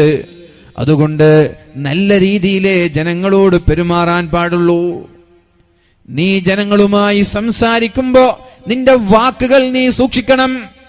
നല്ലതേ സംസാരിക്കാൻ പാടുള്ളൂ, അതല്ലെങ്കിൽ നീ മിണ്ടാതിരിക്കണം എന്ന് അള്ളാഹുവിന്റെ ഹബീബായ റസൂലുള്ളാഹി സല്ലല്ലാഹു അലൈഹി വസല്ലമ തങ്ങൾ പറഞ്ഞിട്ടുണ്ട്. സംസാരിക്കുമ്പോ നല്ലത് സംസാരിക്കുകയാണെങ്കിൽ മാത്രം നീ മിണ്ടിയാൽ മതി.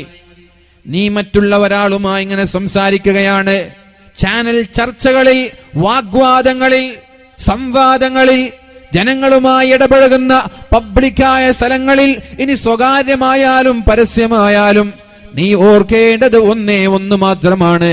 നീ പ്രതിനിധീകരിക്കുന്നത് അള്ളാഹുവിന്റെ ഹബീബിന്റെ ഈ മതത്തെയാണ്.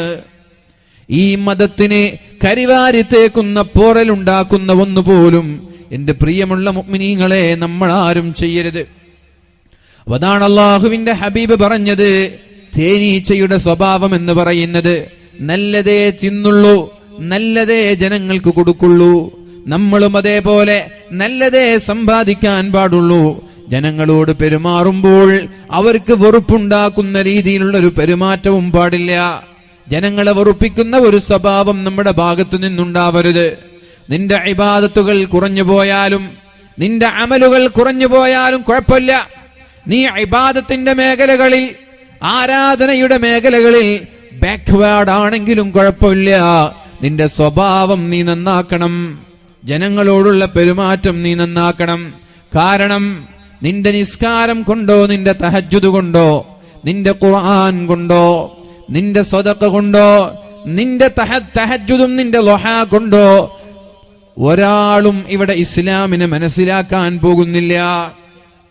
നിങ്ങൾ തഹജ്ജുദ് നിസ്കരിച്ചതിനാൽ, നിങ്ങൾ ളുഹാ നിസ്കരിച്ചതിനാൽ, നിങ്ങൾ നോമ്പെടുക്കുന്നതിനാൽ, നിങ്ങൾ കൃത്യമായി പള്ളിക്ക് പോകുന്നതിനാൽ ഒരാളും ഇവിടെ ഇസ്ലാമിനെ മനസ്സിലാക്കാൻ പോകുന്നില്ല. ഇസ്ലാമിനോട് ഇത് കാരണത്താൽ ഒരാൾക്കും മതിപ്പും ആവേശവും തോന്നൂല. ഇസ്ലാമിനോട് ഒരാൾക്കും ഇത് കാരണത്താൽ ഒരു ആകർഷണവും തോന്നൂല. പിന്നെ എപ്പോഴാണ് ആളുകൾക്ക് ഇസ്ലാമിനോട് ആകർഷണം തോന്നുന്നത്, ഇസ്ലാമിനോട് മതിപ്പ് തോന്നുന്നത്, ഇസ്ലാമിന്റെ പ്രതിനിധികളായ മുസ്ലിമീങ്ങളോട് താല്പര്യം തോന്നുന്നത് എപ്പോഴാണ്? നമ്മുടെ സ്വഭാവവും നമ്മുടെ പെരുമാറ്റവും അവരുമായിട്ടുള്ള ഇടപാടുകൾ, അവരുമായിട്ടുള്ള ഡീലിങ്ങുകൾ, ജനങ്ങളോട് സംസാരിക്കുന്ന ശൈലി, നീ നടക്കുന്ന ശൈലി, നീ ഭക്ഷണം കഴിക്കുന്ന ശൈലി, നീ ഡ്രൈവ് ചെയ്യുന്ന ശൈലി, നീ പഠിക്കുന്ന ശൈലി, പഠിപ്പിക്കുന്ന ശൈലി, യാത്ര ചെയ്യുന്ന ശൈലി, നിന്റെ ഓരോ നീക്ക് പോക്കുകളും കണ്ടിട്ടാണ് നിന്റെ വസ്ത്രധാരണ, നീ ചിരിക്കുന്നത് എല്ലാം ജനങ്ങൾ നോട്ട് ചെയ്യുന്നുണ്ട്, ജനങ്ങൾ നിരീക്ഷിക്കുന്നുണ്ട്. ജനങ്ങളുമായി ഇടപെടുമ്പോൾ അവിടെ ഏറ്റവും നല്ലതേ ജനങ്ങൾക്ക് നീ കൊടുക്കാൻ പാടുള്ളൂ. അള്ളാഹു അങ്ങനെയാണ് പറഞ്ഞത്, നല്ലതേ ജനങ്ങൾക്ക് നീ നൽകാൻ പാടുള്ളൂ. നിന്നിൽ നിന്ന് നല്ലതല്ലാതെ ജനങ്ങൾക്ക് കാണാനോ കേൾക്കാനോ നീ അവസരമുണ്ടാക്കരുത്. അതുകൊണ്ട് മുഅ്മിനീങ്ങളെ, തേനീച്ചകളെ കുറിച്ച് അള്ളാഹു പറഞ്ഞത് അക്കലത്ത് ത്വയ്യിബൻ വവളഅത്ത് ത്വയ്യിബാ, നല്ലത് തിന്നുകയും നല്ലത് പുറപ്പെടുവിക്കുകയും ചെയ്യുന്ന തേനീച്ചകളായി നിങ്ങൾ മാറണം. എന്നാൽ തേനീച്ചകൾ ഒരാളെയും ആക്രമിക്കൂല, ഒന്നിനെയും നശിപ്പിക്കൂല. ഈ തെങ്ങിൽ ഒരു തേനീച്ചയുടെ കൂടുണ്ടായി, മാസങ്ങളോളം കൂടുകെട്ടി തേൻ ഉൽപ്പാദിപ്പിച്ച് പിന്നെ ആ തേനീച്ചകൾ ഇവിടെ നിന്ന് സ്ഥലം വിടുമ്പോൾ ആ തെങ്ങിനൊരു കോട്ടവും സംഭവിക്കൂല. നേരെ മറിച്ച് വല്ല അണുക്കള്, പുഴുക്കള്, പക്ഷികളൊക്കെയാണെങ്കിൽ അതിന് പ്രശ്നങ്ങൾ ഉണ്ടാക്കും, അതിന് കേടുപാടുണ്ടാക്കും. വണ്ടുകൾ അറിയില്ലേ? വണ്ടെന്നല്ല പറയാ, നമ്മുടെ തെങ്ങിന്റെ അതിനെന്താ പറയാ, തിരി, നിങ്ങൾ എന്താ പറയല്, തിരി തന്നെയാണ്. അതിന്റെ തിരി എത്തുന്നത് വണ്ടുകളില്ലേ? അത് വണ്ടുകളാണെങ്കിൽ അത് തെങ്ങിനെ നശിപ്പിക്കും, കൃഷിയെ നശിപ്പിക്കും. ജറാദുകൾ, വെട്ടുകിളികൾ കൃഷിയെ നശിപ്പിക്കും. ഈച്ചകളടക്കം പല കൃഷികളെയും നശിപ്പിക്കും. എന്നാൽ ഈ തേനീച്ചകൾ ഒരു കൃഷിയെപ്പോലും നശിപ്പിക്കൂല, ഒരു വസ്തുവിനെ പോലും നശിപ്പിക്കൂല. നല്ലതേ ജനങ്ങൾക്ക് നൽകുള്ളൂ.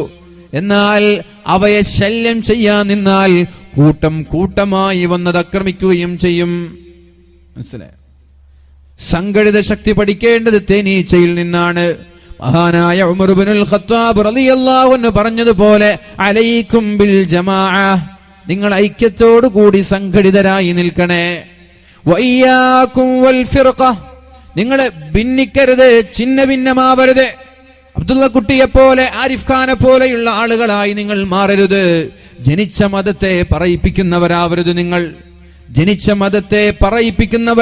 നിങ്ങൾ ആരായാലും നിങ്ങൾ ഇയ്യാകും വൽ ഫിർഖ, ഭിന്നിപ്പിന്റെ ആളുകളായി മാറുന്നത്, ഛിന്ന ഭിന്നമായി മാറുന്നത്, ശിഥിലമായി മാറുന്നത്, അഭിപ്രായ വ്യത്യാസങ്ങളെല്ലാം മാറ്റിവെച്ച് ഒന്നായി നിൽക്കേണ്ടതിന് പകരം വേദികളായ വേദികളിൽ അബ്ദുള്ള കുട്ടിയെ പോലെയുള്ള ആളുകൾ ഈ പരിശുദ്ധമായ ഇസ്ലാമിനെ കരിവാരിത്തേക്കാൻ ശ്രമിക്കുമ്പോ അത്തരം അപകടകാരികളിൽ നിന്ന്, അത്തരം ചതിയന്മാരിൽ നിന്ന്, അത്തരം മിർസ്വാദിഖുമാരിൽ നിന്ന് എന്റെ പ്രിയപ്പെട്ട മുഅ്മിനീങ്ങളെ നിങ്ങൾ പാഠം പഠിക്കണം. സാമ്പത്തിക ലാഭത്തിന് വേണ്ടി, അധികാരമോഹത്തിന് വേണ്ടി അധികാരികളുടെ എച്ചിൽ കഴിച്ചിട്ട് ഇവിടെ തോന്നിവാസങ്ങൾ പുലമ്പുന്ന ചില മുസ്ലിം നാമധാരികളുണ്ട്. അവരെ പോലെയായി നിങ്ങൾ മാറാൻ പാടില്ല. വഇയ്യാകും വൽ ഫിർഖ, ഭിന്നിച്ചു നിൽക്കരുത്, ഒന്നിച്ചു നിൽക്കേണ്ടവരാണ് നമ്മൾ. ഇടതുപക്ഷവും വലതുപക്ഷവും ഒന്നിച്ചു നിൽക്കണം. ഇടതുപക്ഷവും വലതുപക്ഷവും ഒന്നിച്ചു നിൽക്കണം. ഈ ഫാസിസ്റ്റുകളുടെ തോന്നിവാസങ്ങൾക്കെതിരെ ശബ്ദിക്കാൻ ആര് വിളിച്ചാലും ഓടിപ്പോകണം. അവിടെ ബിദഅകളെന്ന് നോക്കരുത്, അവിടെ സലഫികളെന്ന് നോക്കരുത്, അവിടെ ഇടതുപക്ഷമെന്ന് നോക്കരുത്, അവിടെ വലതുപക്ഷമെന്ന് നോക്കരുത്, അവിടെ സംഘടന നോക്കരുത്, അവിടെ പാർട്ടി നോക്കരുത്. ഇത് പാർട്ടിയും സംഘടനയും മതവും നോക്കേണ്ട സ്ഥലമല്ല. ഇത് തലതെറിക്കുന്ന സംഭവമാണ്, തലതെറിക്കുന്ന കേസാണിത്. അതുകൊണ്ട് ഒത്തൊരുമയോടെ ഒന്നിച്ചു നിന്നാൽ ഏത് തോന്നിവാസികളെയും ഏത് ചമ്മാടിക്കൂട്ടങ്ങളെയും തോൽപ്പിക്കാൻ നമ്മൾക്ക് കഴിയും. അത് പട്ടാളമായാലും പോലീസുകാരായാലും കിരാതമായ ഭരണത്തിന്റെ അധികാരികളായാലും ശരി. നമ്മുടെ മുമ്പിലുള്ള ഉദാഹരണമാണ് തുർക്കിയിൽ നടന്ന പട്ടാള ഭരണത്തിനുള്ള ഒരു ശ്രമം. ഈ ഒരു വർഷത്തിനിടയിലാണ് തുർക്കിയിൽ ഒരു പട്ടാള ഭരണത്തിനുള്ള ഒരു ശ്രമം നടന്നത്. ത്വയ്യിബ് എർദോഗാനെ അധികാരത്തിൽ നിന്ന് വലിച്ചെറിഞ്ഞ് ഒരു പട്ടാള മേധാവി തുർക്കി മുഴുവനും ഭരിക്കാനുള്ള കുൽസിത ശ്രമം നടത്തിയപ്പോൾ തുർക്കിയിലുള്ള സർവ്വ ജനങ്ങളുമാണ് അതിനെതിരെ പ്രതികരിച്ചത്. ഇവിടെ ഒരു പട്ടാള ഭരണം വേണ്ട എന്ന് പറഞ്ഞ് കൂട്ടം കൂട്ടമായി ജനങ്ങൾ ഒന്നടങ്കം റോഡിലേക്ക് ഇറങ്ങി പട്ടാളത്തെ വളഞ്ഞപ്പോൾ ഒന്നും ചെയ്യാൻ കഴിയാതെ പട്ടാളക്കാർ നിസ്സഹായരായി. നിങ്ങൾ വിചാരിക്കണ്ട ഇതൊന്നും ജനങ്ങളെ കൊണ്ട് ചെയ്യാൻ കഴിയൂല എന്ന്. പാകിസ്ഥാനിൽ ചില സമയങ്ങളിൽ പട്ടാള അട്ടിമറിയാണ്. ബംഗ്ലാദേശിൽ നടക്കുന്നത് ചില സമയങ്ങളിൽ പട്ടാള അട്ടിമറിയാണ്.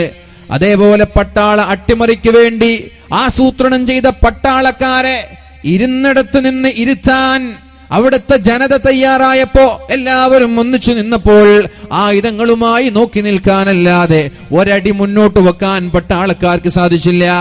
അതുകൊണ്ട് ഏത് പട്ടാളക്കാരൻ ഭീഷണിപ്പെടുത്തിയാലും, ഏത് നിയമപാലകർ ഭീഷണിപ്പെടുത്തിയാലും പൗരന്മാരുടെ ശക്തി എന്താണെന്ന് തെളിയിച്ചു കൊടുക്കാനുള്ള ബാധ്യത നമ്മുടെ മുമ്പിലുണ്ട്.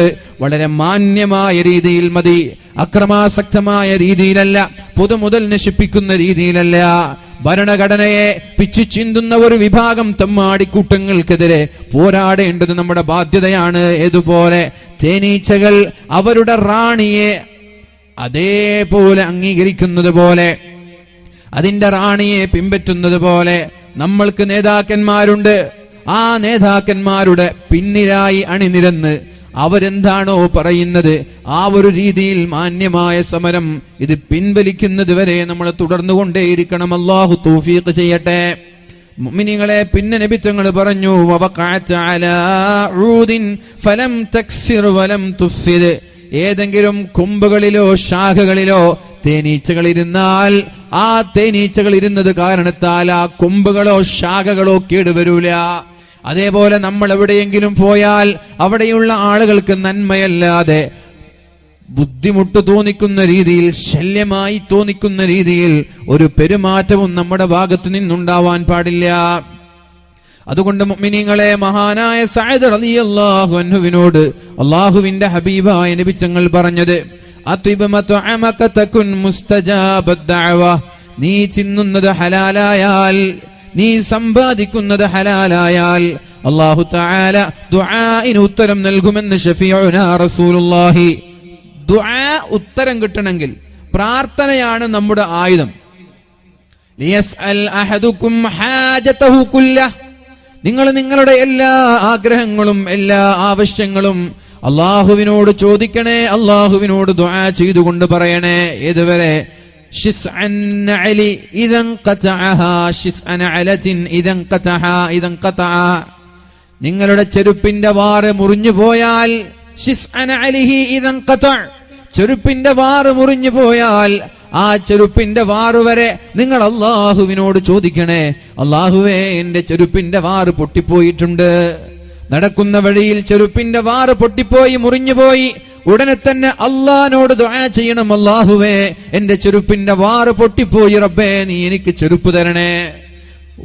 സഞ്ചരിക്കുന്ന വഴിയിൽ നമ്മുടെ വാഹനത്തിന്റെ ടയർ പഞ്ചറായി പോയാൽ, അള്ളാഹുവേ എന്റെ വഴിയിൽ ഞാനിതാ തടസ്സപ്പെട്ടിരിക്കുകയാണ്, അള്ളാഹുവേ എന്റെ വാഹനത്തിന്റെ ടയർ പഞ്ചറായിരിക്കുകയാണ്, നീ എന്നെ സഹായിക്കണേ എന്ന് അള്ളാഹുവിനോട് ദുആ ചെയ്യണമെന്ന് ശഫീഉനാ റസൂലുള്ളാഹി. എന്ത് ആവശ്യമുണ്ടെങ്കിലും അള്ളാഹിനോട് ചോദിക്കണം. എന്ത് ആവശ്യവും, എല്ലാ ആവശ്യവും അള്ളാഹു നമ്മൾക്ക് നിറവേറ്റി തരുമെന്ന് അള്ളാഹു തആല പരിശുദ്ധ ഹബീബിലൂടെ നമ്മൾക്ക് പഠിപ്പിച്ചു തരുമ്പോ പിന്നെ എന്തിനാണ് ദുആ ചെയ്യാതെ മാറി നിൽക്കുന്നത്? പക്ഷേ അതിന്റെ മുമ്പിലെല്ലാം നമ്മുടെ മുമ്പിലുള്ള പ്രതിസന്ധി പ്രശ്നം എന്താണെന്ന് ചോദിച്ചാൽ, നമ്മുടെ സമ്പാദ്യവും നമ്മുടെ ഭക്ഷണവും നമ്മുടെ പാനീയവും നമ്മുടെ വസ്ത്രവും ഒക്കെയാണ്. അതുകൊണ്ട് അത്തരം ഇടപാടുകളിൽ, കച്ചവടങ്ങളിൽ, ബിസിനസ്സുകളിൽ, ജോലിയിൽ സൂക്ഷ്മത വരുത്തേണ്ടത് അല്ലാഹു ദുആഇന് ഉത്തരം നൽകുന്നതിനുള്ള ഏറ്റവും പ്രധാനപ്പെട്ട കാര്യമാണെന്ന് മനസ്സിലാക്കുക.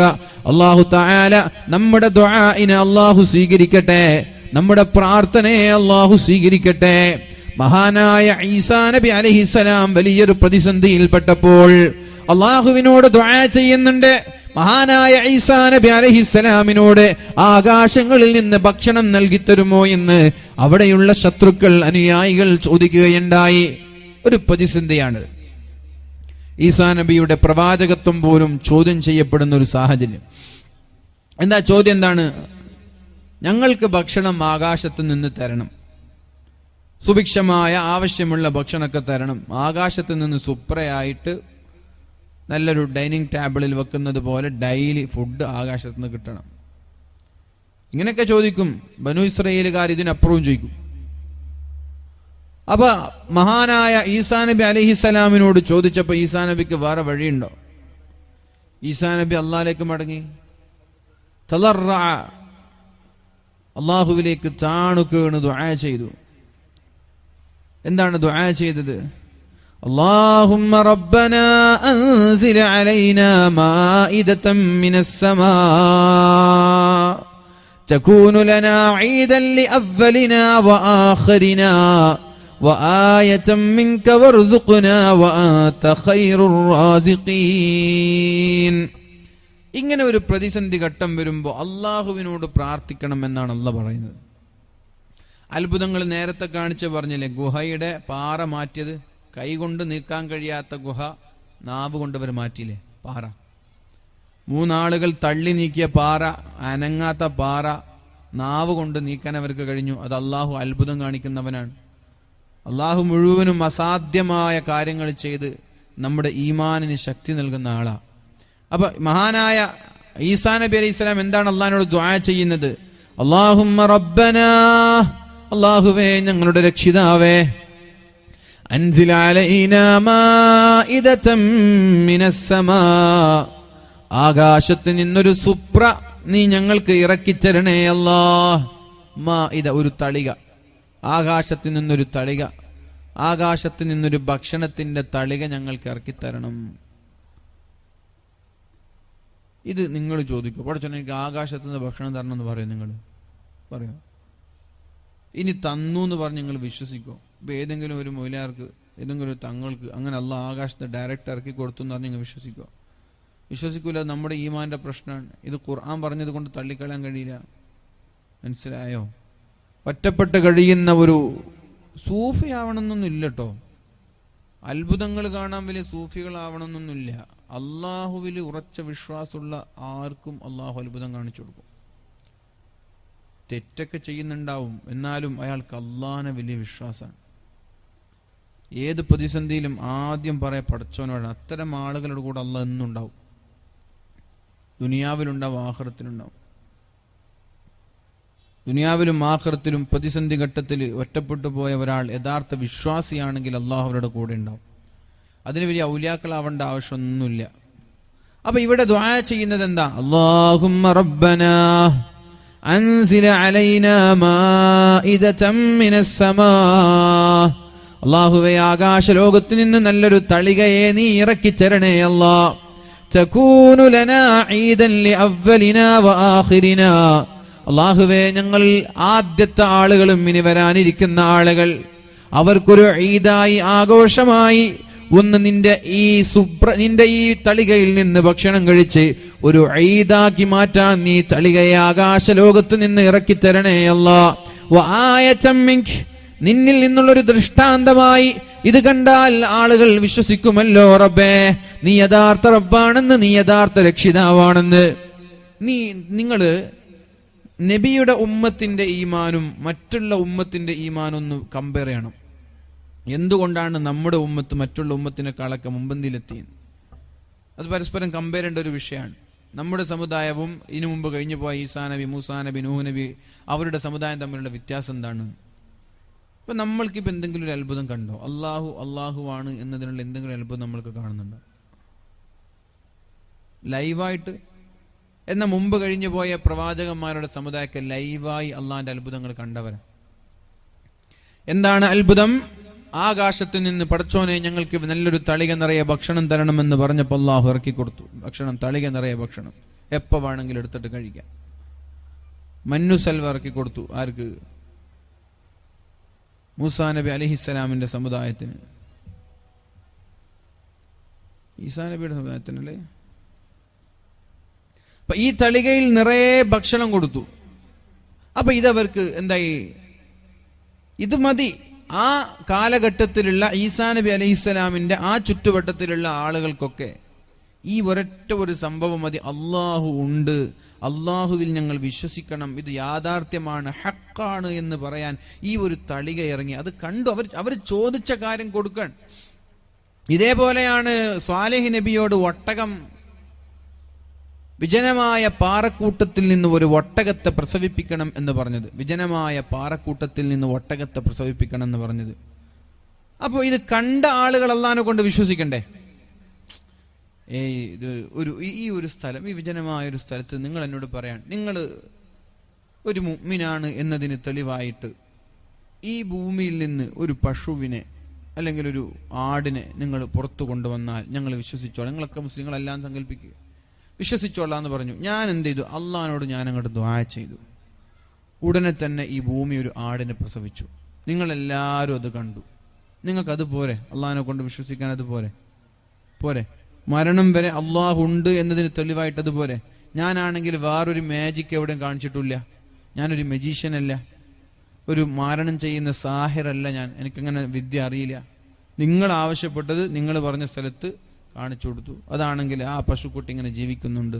പോരെ? നിങ്ങളുടെ ഈമാൻ അത് പോരെ? നിങ്ങൾ എന്താ വേണ്ടത്? പോരെ? എന്നാൽ അവർക്കത് പോരാ. അവരത് കണ്ടപ്പോ ശരി തന്നെ, കുറച്ച് കഴിഞ്ഞിട്ട് അവരത് മറന്നുപോയി. ഫദംദമ അലൈഹിം റബ്ബുഹും ബിദംബിഹിം ഫസവ്വാഹാ. അവരെന്ത് ചെയ്തു? ആ ഒട്ടകത്തെ അറുത്തു കളഞ്ഞു. ഇങ്ങനെ ഓരോ പ്രവാചകന്മാർക്കും ഓരോ അടയാളങ്ങൾ അള്ളാഹു നൽകിയിട്ടുണ്ട്. ഇതൊക്കെ അവർ ലൈവായി കണ്ടിട്ട് പോലും അള്ളാഹുവിനെ കൊണ്ട് വിശ്വസിക്കാൻ അവരിൽ ബഹുഭൂരിഭാഗം ആളുകൾ തയ്യാറായില്ല.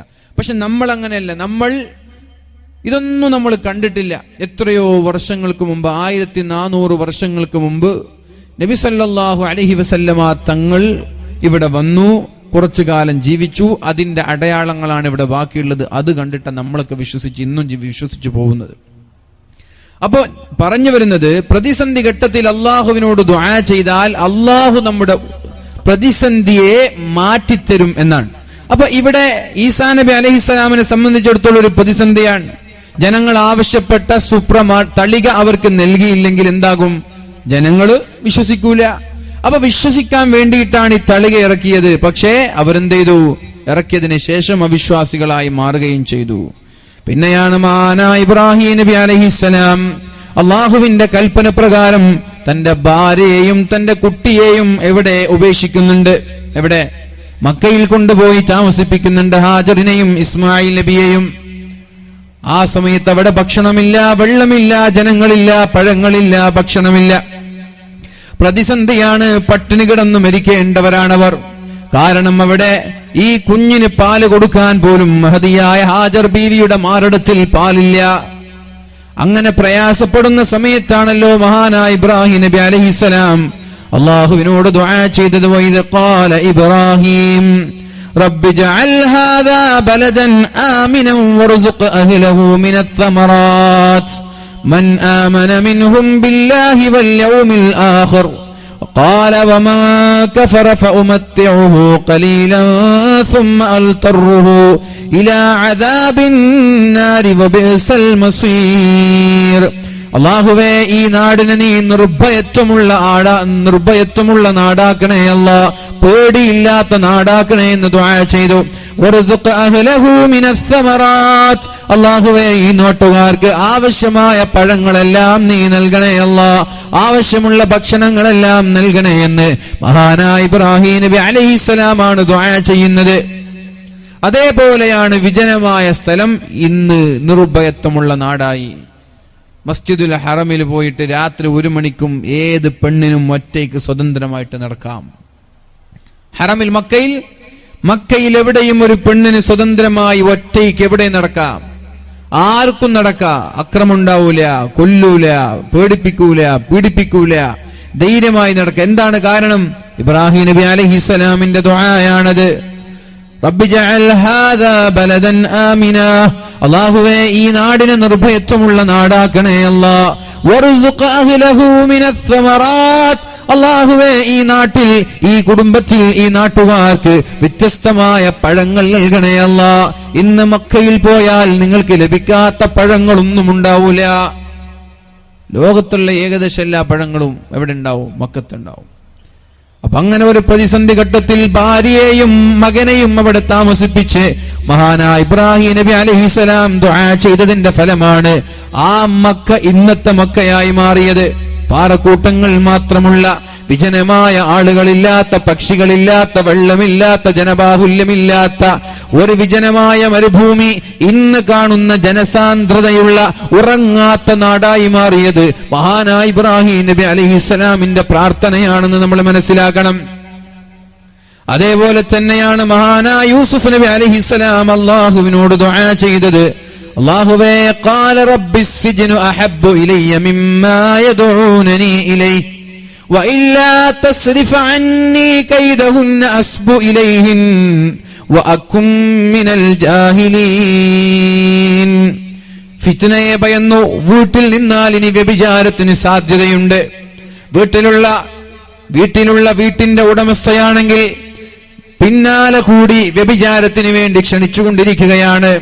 ഒരു തവണ അള്ളാഹുവിന്റെ തൗഫീഖ് കൊണ്ട് ഞാൻ രക്ഷപ്പെട്ടു. അങ്ങനെ പറയുന്നുണ്ട് യൂസുഫ് നബി പറയാണ്, അള്ളാഹുവിന്റെ നിഅമത്തില്ലായിരുന്നുവെങ്കിൽ, അള്ളാഹിന്റെ റഹ്മത്തില്ലായിരുന്നെങ്കിൽ എനിക്ക് രക്ഷപ്പെടാൻ പറ്റുമായിരുന്നില്ല. അല്ലാഹു തആല മഹാനായ യൂസുഫ് നബി അലൈഹിസ്സലാമിനെ ഒരു തവണ രക്ഷപ്പെടുത്തുന്നുണ്ട്. എന്നാൽ ആ സമയത്താണ് മഹാനായ യൂസുഫ് നബി അലൈഹിസ്സലാം അല്ലാഹുവിനോട് ദുആ ചെയ്യുന്നത്.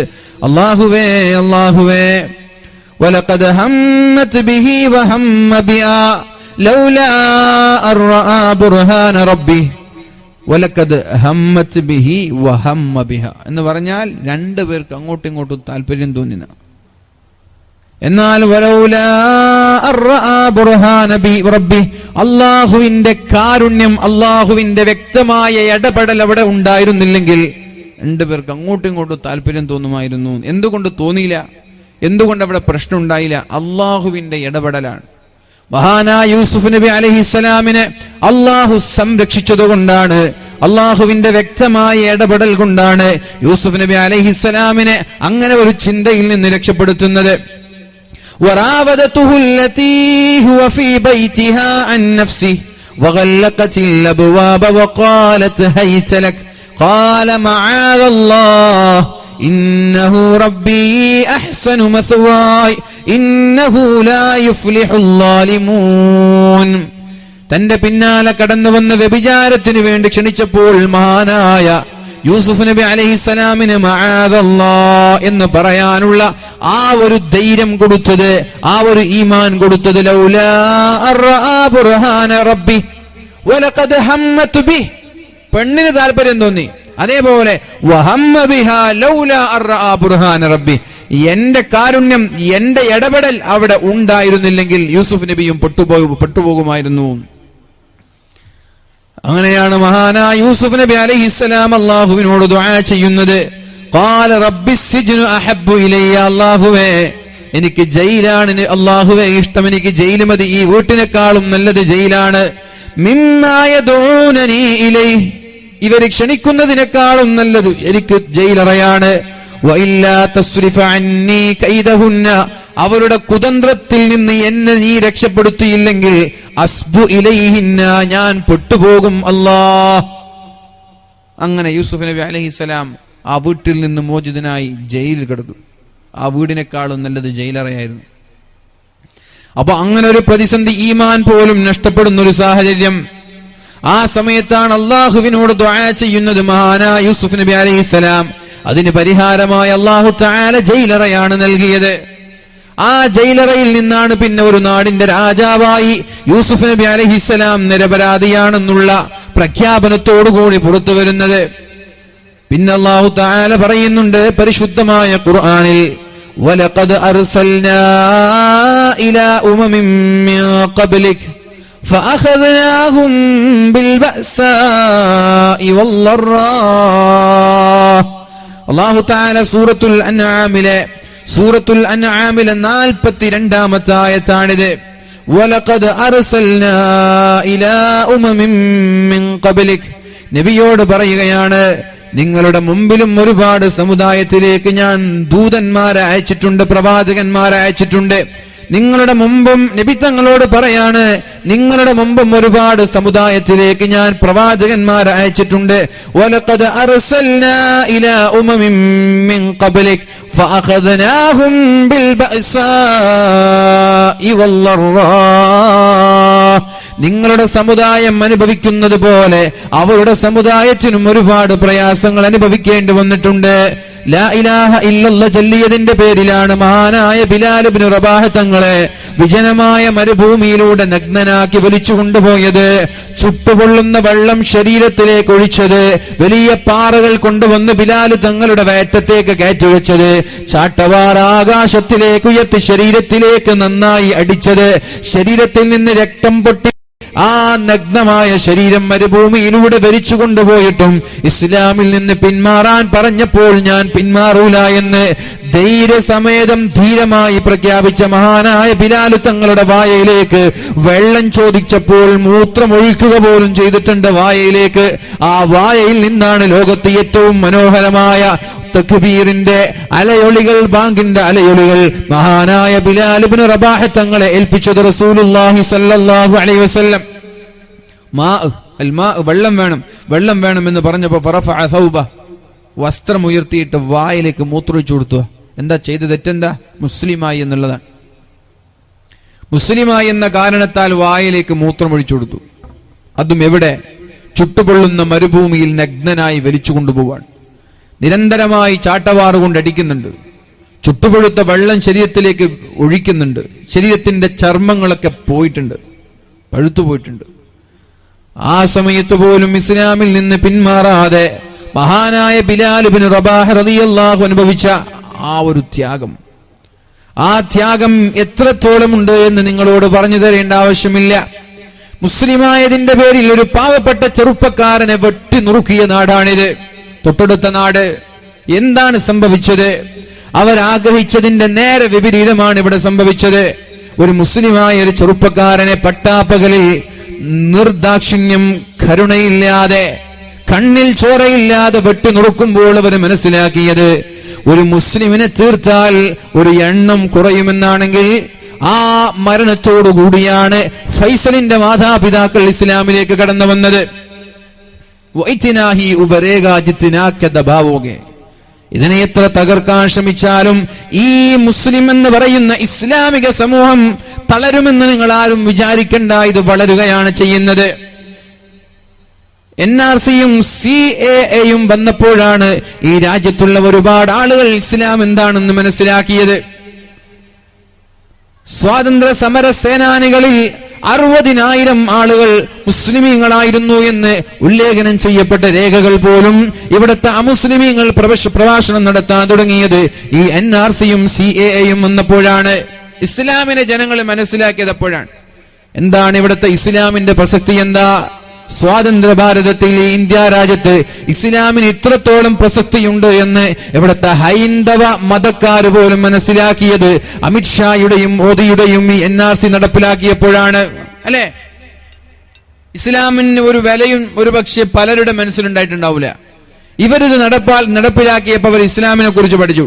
പിന്നെയാണ് അവർക്ക് മനസ്സിലായത് ഈ രാജ്യത്തെ പോരാട്ടങ്ങളിൽ പ്രധാന പങ്ക് വഹിച്ചത് മുസ്ലിമീങ്ങളാണെന്ന്. ബ്രിട്ടീഷുകാരോട് നെഞ്ചു വിരിച്ച് പടപൊരുതാൻ മുസ്ലിമീങ്ങളെ പോലെ മറ്റുള്ള മതങ്ങളെല്ലാം ഒന്നിച്ചു നിന്നപ്പോൾ പേരിന് പോലും ഒരു RSSകാരനെ കാണിക്കാനില്ല എന്ന് ഇവിടുത്തെ ഹിന്ദുക്കളെ മനസ്സിലാക്കിയത് NRC പ്രഖ്യാപിച്ചപ്പോഴാണ്. അല്ലെ? ആയിരക്കണക്കിന്, പതിനായിരക്കണക്കിന്, ലക്ഷക്കണക്കിന് മുസൽമാൻ ബ്രിട്ടീഷുകാരോട് പോരാടി പിടഞ്ഞു വീണ് മരിച്ചപ്പോ, അതേപോലെ ഇന്ത്യ ഗേറ്റിൽ പോലും മുസ്ലിമീങ്ങളായ രക്തസാക്ഷികളുടെ, പതിനായിരക്കണക്കിന് രക്തസാക്ഷികളുടെ പേര് എഴുതി വെക്കപ്പെട്ടപ്പോൾ ഒരു RSSകാരന്റെ പേര് പോലും അവിടെ ഇല്ല എന്ന് ഈ രാജ്യത്തുള്ള കോടിക്കണക്കിന് ഹിന്ദുക്കൾ മനസ്സിലാക്കിയത് NRC നടപ്പിലാക്കിയപ്പോഴാണ്. ഇവിടുത്തെ ഹിന്ദുക്കൾക്ക് RSSനോട് വെറുപ്പ് തോന്നിയത് ഈ CAAയുടെ അടിസ്ഥാനത്തിലാണ്. വെറുപ്പ് തോന്നി. ചാനലുകളിൽ വന്ന് ശക്തമായി ഫാസിസ്റ്റുകളെ എതിർക്കാനും അവർക്കെതിരെ ശബ്ദിക്കാനും ഇവിടുത്തെ ഹൈന്ദവ സമുദായം തയ്യാറായത് ഈ ഇസ്ലാമിനെ തകർക്കാൻ നിങ്ങൾ ശ്രമിച്ചപ്പോഴാണ്. അതുകൊണ്ട് നിങ്ങൾ എത്ര തകർക്കാൻ ശ്രമിച്ചാലും ഇത് വളരുകയാണ് ചെയ്യുന്നത്. ഇസ്ലാം സിന്ദ ഹോതാ ഹേ ഹർ കർബലാ കെ ബാദ്. എത്ര കർബലകൾ ഉണ്ടായാലും, എത്ര പ്രതിസന്ധി ഉണ്ടായാലും ഇസ്ലാം ഉയർന്നു വരും, ഇസ്ലാം വളർന്നു പന്തലിക്കുമെന്ന് തന്നെയാണ് ചരിത്രങ്ങൾ നമ്മൾക്ക് പഠിപ്പിച്ചു തരുന്നത്. അതുകൊണ്ട് ഇതിനെ ഇരുത്താൻ ആരും ശ്രമിക്കണ്ട, ഊതിക്കെടുത്താൻ ശ്രമിക്കണ്ട. യുരീദൂന ലിയുത്ഫിഊ നൂറല്ലാഹി ബിഅഫ്വാഹിഹിം. നിങ്ങൾക്കൊരു പക്ഷേ നിങ്ങളുടെ നാവ് കൊണ്ട്, നിങ്ങളുടെ വായ കൊണ്ട് ഊതിക്കെടുത്താമെന്ന് നിങ്ങൾക്ക് തോന്നുന്നുവെങ്കിൽ വയഅബല്ലാഹു ഇല്ലാ അയ്യുതിമ്മ നൂറഹ്. അല്ലാഹു ഇതിന്റെ പ്രഭ, ഇതിന്റെ പ്രകാശം, ഇതിന്റെ വെളിച്ചം ഇത് പരിപൂർണമായി ഖിയാമത്ത് നാൾ വരെ അല്ലാഹു നിലനിർത്തുമെന്ന് പരിശുദ്ധ ഖുർആൻ നമ്മൾക്ക് മുന്നറിയിപ്പ് നൽകിയിട്ടുണ്ട്. നിങ്ങൾ എത്ര ഊതിക്കെടുത്താൻ ശ്രമിച്ചാൽ കെട്ടുപോകുന്ന വിളക്കല്ല ഇത്. ഊതിക്കെടുത്താൻ ശ്രമിച്ചാൽ, തകർന്ന് തരിപ്പണമാക്കാൻ ശ്രമിച്ചാൽ തകർന്നു പോകുന്ന, കെട്ടുപോകുന്ന ഒരു മതമല്ല, ഒരു സംസ്കാരമല്ല, ഒരു സംഹിതയല്ല, ഒരു ആശയമല്ല ഇത്. ഊതുന്നതിനനുസരിച്ച് ആളിക്കത്തുന്ന കാട്ടുതീയാണ് എന്ന് മനസ്സിലാക്കണേ. എന്റെ പ്രിയപ്പെട്ട ഹൈന്ദവ സുഹൃത്തുക്കളോട് എനിക്ക് പറയാനുള്ളത്, ഇതുപോലെയുള്ള രാജ്യദ്രോഹികളെ നിങ്ങൾ തിരിച്ചറിയണം. ഈ രാജ്യത്തിന് നഷ്ടങ്ങൾ മാത്രമല്ലേ ഇവരെ സമ്മാനിച്ചത്? ഈ രാജ്യത്തിന് ഇവരെ കൊണ്ട് എന്ത് നേട്ടമാണ് ഇവിടെ ഇതുവരെ ഉണ്ടായത്? സ്വാതന്ത്ര്യ സമരത്തിൽ ബ്രിട്ടീഷുകാർക്കെതിരെ പോരാടാൻ ഒരാൾ പോലും ഉണ്ടായിട്ടില്ല എന്നതാണ് ചരിത്രം. ഒരാളുടെ പേരെങ്കിലും പറയാൻ അവർക്കില്ല, ഒരാളുടെ പേരെങ്കിലും പറയാൻ അവർക്കില്ല. പിന്നെ എന്താണുള്ളത്?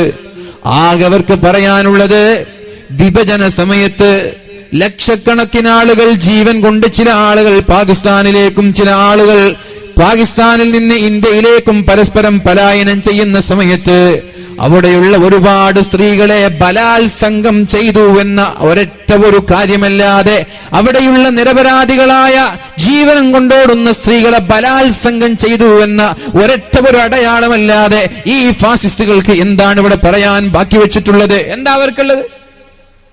അതുകൊണ്ട് മുഅ്മിനീങ്ങളെ, ഇത്തരം ഭീഷണികളിൽ പേടിച്ചു പോകരുത്, ആരും ഭയന്നു പോകരുത്, പേടിക്കുകയോ ഭയക്കുകയോ ചെയ്യരുത്. ഇവിടുത്തെ എല്ലാ ഹൈന്ദവരും നമ്മുടെ സുഹൃത്തുക്കളാണ്, അവരുടെ കൂടെ ഉണ്ടാവണം. അവർ നമ്മൾക്ക് വേണ്ടി ശബ്ദിച്ചവരാണ്, അവർ നമ്മൾക്ക് വേണ്ടി വാദിച്ചവരാണ്. അല്ലെങ്കിൽ അവർക്ക് എന്താ ആവശ്യം? അവർ സേഫ് സോണിലാണല്ലോ, അല്ലെ? അവർ സേഫ് സോണിലാണ്. അങ്ങനെ അങ്ങോട്ട് സേഫ് സോൺ ആണ് എന്ന് വിശ്വസിക്കുകയും വേണ്ട, അങ്ങനെ അങ്ങോട്ട് സേഫ് സോൺ ആണെന്ന് വിശ്വസിക്കുകയും വേണ്ട. ഈ പൗരത്വം എന്ന് പറയുന്നത് ആസാമിൽ നടപ്പിലാക്കിയതുപോലെ കേരളത്തിൽ നടപ്പിലാക്കിയാൽ ഇവിടെയും ഉണ്ടാകും 20 ലക്ഷം ആളുകൾ രേഖകളില്ലാത്തവർ. ഈ കേരളത്തും ഉണ്ടാകും 20 ലക്ഷം ആളുകൾ രേഖകളില്ലാത്തവർ. അതിലൊരു 5 ലക്ഷം ആളുകൾ മുസ്ലിമീങ്ങളാണെങ്കിൽ 15 ലക്ഷം ആളുകളും ഇവിടുത്തെ ഹിന്ദുക്കളായിരിക്കും. 15 ലക്ഷം ആളുകളും ഇവിടുത്തെ ഹിന്ദുക്കളായിരിക്കും. ആ 5 ലക്ഷം ആളുകൾക്ക് CAA പ്രകാരം, CAB പ്രകാരം പൗരത്വം ലഭിക്കില്ല. കുഴപ്പമില്ല, അവർ പോയിക്കോട്ടെ. പിന്നെ ബാക്കിയുള്ള 15 ലക്ഷത്തിന്റെ അവസ്ഥ എന്താ? ബാക്കിയുള്ള 15 ലക്ഷം ഹിന്ദുക്കൾ എന്താ ചെയ്യേണ്ടത്? അവർ ഇവിടുത്തെ പൗരനല്ല എന്ന് പറഞ്ഞോ? രേഖയില്ലെങ്കിൽ അതിനർത്ഥം എന്താ? അവരിവിടുത്തെ പൗരനല്ല എന്നല്ലേ? ഇത്രയും കാലം നീ ജനിച്ച മണ്ണിൽ ഈ ഇന്ത്യ രാജ്യത്ത് ജീവിച്ച ഹിന്ദുക്കളോട് പറയുകയാണ്, നിങ്ങൾ ഇവിടുത്തെ പൗരന്മാരല്ല. അതിനർത്ഥം എന്താ? രേഖകൾ ശരിയല്ലെങ്കിൽ അർത്ഥം എന്താ? നിങ്ങൾ ഇവിടുത്തെ പൗരന്മാരല്ല. പൗരനല്ല എന്ന് പറയുന്നത് അപമാനമല്ലേ? ഇന്ത്യ രാജ്യത്ത് ജീവിച്ച ഒരാളുടെ മുഖം നോക്കി നീ പൗരനാണോ എന്ന് ചോദിക്കുന്നത് അപമാനമല്ലേ? മുസ്ലിമീങ്ങൾ പോട്ടെ, നിങ്ങൾ ഇറക്കിവിടാൻ വിചാരിച്ചതല്ലേ? ഇവിടുത്തെ ഹിന്ദുക്കളോട്, 15 ലക്ഷം ഹിന്ദുക്കളോട് നിങ്ങൾ ഇവിടുത്തെ പൗരനല്ല എന്ന് പരസ്യമായി പ്രഖ്യാപിക്കുകയല്ലേ? എന്നിട്ട് നിങ്ങൾ എന്താ ചെയ്യേണ്ടത്? നിങ്ങളുടെ രേഖകൾ തെളിയിക്കാൻ വേണ്ടി ഇവിടെയുള്ള ഓഫീസുകളിലേക്ക് പോകണം. വെറുതെയൊന്നും നിങ്ങൾക്ക് ഇവിടെ പൗരത്വം കിട്ടൂല.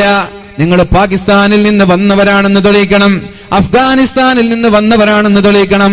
അതല്ലെങ്കിൽ നിങ്ങൾ തൊട്ടപ്പുറത്തുള്ള നമ്മുടെ മറ്റു അയൽ രാജ്യമായ ബംഗ്ലാദേശിൽ നിന്ന് വന്നവരാണെന്ന് തെളിയിക്കണം. അത് തെളിയിക്കാൻ നിങ്ങളുടെ കയ്യിൽ രേഖകളുണ്ടോ? ഒരു രേഖയുമില്ല. അത് തെളിയിക്കാൻ രേഖയില്ല. എന്നാൽ അതും പോയിക്കട്ടെ, നിങ്ങൾ ഈ രാജ്യത്തെ പൗരന്മാരാണെന്ന് ഈ 15 ലക്ഷം ആളുകൾക്ക് തെളിയിക്കണമെങ്കിൽ നിങ്ങൾ നിരന്തരമായി ഓഫീസുകളിൽ പോയി നിങ്ങളുടെ ഓരോ രേഖകളും കണ്ടുപിടിച്ച് അതിന്റെ പിന്നാലെ ഓടി വർഷങ്ങൾ എടുക്കും നിങ്ങളൊരു പൗരനായവർ അംഗീകരിക്കാൻ. പിന്നെ നിങ്ങളെ ഒരു പൗരനായി അംഗീകരിച്ചാൽ തന്നെ, പൗരനായി നിങ്ങളെ അംഗീകരിച്ചാൽ തന്നെ രണ്ടാം കിട പൗരന്മാരായിട്ടാണ് കാണുക. ആദ്യമായി രേഖ നഷ്ടപ്പെട്ട പൗരത്വം നിഷേധിക്കപ്പെട്ട ഒരു വിഭാഗത്തിന് CAB പ്രകാരം പൗരത്വം നൽകിയാലും രണ്ടാം കിട പൗരന്മാരായിട്ടാണ് കാണുക. പിന്നെ ഭരണകൂടം നിങ്ങൾക്ക് ഏതൊക്കെ ആനുകൂല്യം നൽകണമെന്ന് അവരാ തീരുമാനിക്കുന്നത്. ആദ്യം പൗരത്വം നിഷേധിക്കപ്പെടാത്ത ഒരു വിഭാഗം ആളുകളുണ്ട്. അവർ ഒന്നാം കിട പൗരന്മാരാണ്. അവർക്ക് ലഭിക്കുന്ന ആനുകൂല്യം നിങ്ങൾക്ക് ലഭിക്കൂല. അവർക്ക് ലഭിക്കുന്ന ജോലിയിലുള്ള പ്രാതിനിധ്യം എന്റെ പ്രിയപ്പെട്ട ഹൈന്ദവ സുഹൃത്തുക്കളെ നിങ്ങൾക്കും ലഭിക്കൂല. അതുകൊണ്ട് ഇതൊരു മുസ്ലിമിന്റെ പ്രശ്നമാണെന്ന് നിങ്ങൾ വിചാരിക്കണ്ട, സേഫ് സോണിലാണ് എന്നും വിചാരിക്കണ്ട. നമ്മളെപ്പോലെ മുസ്ലിമീങ്ങളെ ഏതായാലും പുറത്താക്കാനുള്ള തീരുമാനമാണെങ്കിൽ നിങ്ങൾ ഈ 15 ലക്ഷം ആളുകൾ അല്ലെങ്കിൽ ഒരു 20 ലക്ഷം ആളുകൾ നിങ്ങളുടെ രേഖ തെളിയിക്കാനും പൗരത്വം ലഭിക്കാനും വേണ്ടി ഓഫീസുകളിലെല്ലാം കയറിയിറങ്ങി ഏതുപോലെ നോട്ട് നിരോധനം നടന്നപ്പോ ആയിരക്കണക്കിന് ആളുകൾ ഇവിടെ വീണ് മരിച്ചതുപോലെ അവിടെ ഒരുപാട് പ്രയാസങ്ങൾ അനുഭവിച്ച് അവസാനം CAB-യിലൂടെ പൗരത്വം ലഭിച്ചാൽ വരെ നിങ്ങൾ രണ്ടാം കിട പൗരന്മാരായി മാറുമെന്നുള്ള കാര്യം നിങ്ങൾ മറക്കരുത്. ഇനി എന്തായാലും ഒരു നിമിഷമെങ്കിലും ഈ രാജ്യത്തിന്റെ പൗരനല്ല എന്ന് പറയുന്നത് സഹിക്കാൻ ഈ രാജ്യത്ത് ജനിച്ച ആളുകൾക്ക് കഴിയുമോ? നിങ്ങൾ കഴിയോ? ഈ രാജ്യത്തിന്റെ പൗരനല്ല എന്ന് പറഞ്ഞാൽ അത് അംഗീകരിക്കാൻ, ഉൾക്കൊള്ളാൻ കഴിയോ? അതുകൊണ്ട് സേഫ് സോണിൽ നിന്നിട്ട് ആരും കളിക്കേണ്ട, ആരും സേഫ് സോണിലല്ല. അതുകൊണ്ട് പ്രിയപ്പെട്ടവരെ, ഞാൻ പറയുന്നത് ഇവിടുത്തെ ഹിന്ദുക്കളും ക്രൈസ്തവരോട് എനിക്ക് പറയാനുള്ളത്, നിങ്ങൾ അങ്ങോട്ടങ്ങനെ സേഫ് സോണിൽ നിൽക്കണ്ട, അടുത്തത് നിങ്ങളാണ്. ഇതൊരു മുസ്ലിമിന്റെ പ്രശ്നമാണെന്ന് പറഞ്ഞ് നിങ്ങൾ മിണ്ടാതിരിക്കണ്ട, നിങ്ങളും കൂടിക്കോളി. 3 ആളുകളെ ടാർഗറ്റ് ചെയ്തത്. 1 ഇവിടുത്തെ മുസ്ലിമീങ്ങൾ, 2 ക്രിസ്ത്യാനികൾ, 3 കമ്മ്യൂണിസ്റ്റുകാർ. കേരളത്തിൽ ഒന്നാമത് ടാർഗറ്റ് ചെയ്യുന്നത് കമ്മ്യൂണിസ്റ്റുകാരെയാണ്. കേരളത്തിൽ ഫാസിസത്തിന് മുസ്ലിമീങ്ങളെക്കാളും വെറുപ്പ് കമ്മ്യൂണിസ്റ്റുകാരോടാണ്. അതുകൊണ്ട് ക്രൈസ്തവരോട് പറയാൻ, നിങ്ങൾ മാറി നിൽക്കണ്ട, നിങ്ങൾക്കുണ്ട്. നമ്മൾ പോയി കഴിഞ്ഞാൽ പിന്നെ നിങ്ങളാ ചോദ്യം ചെയ്യപ്പെടുക.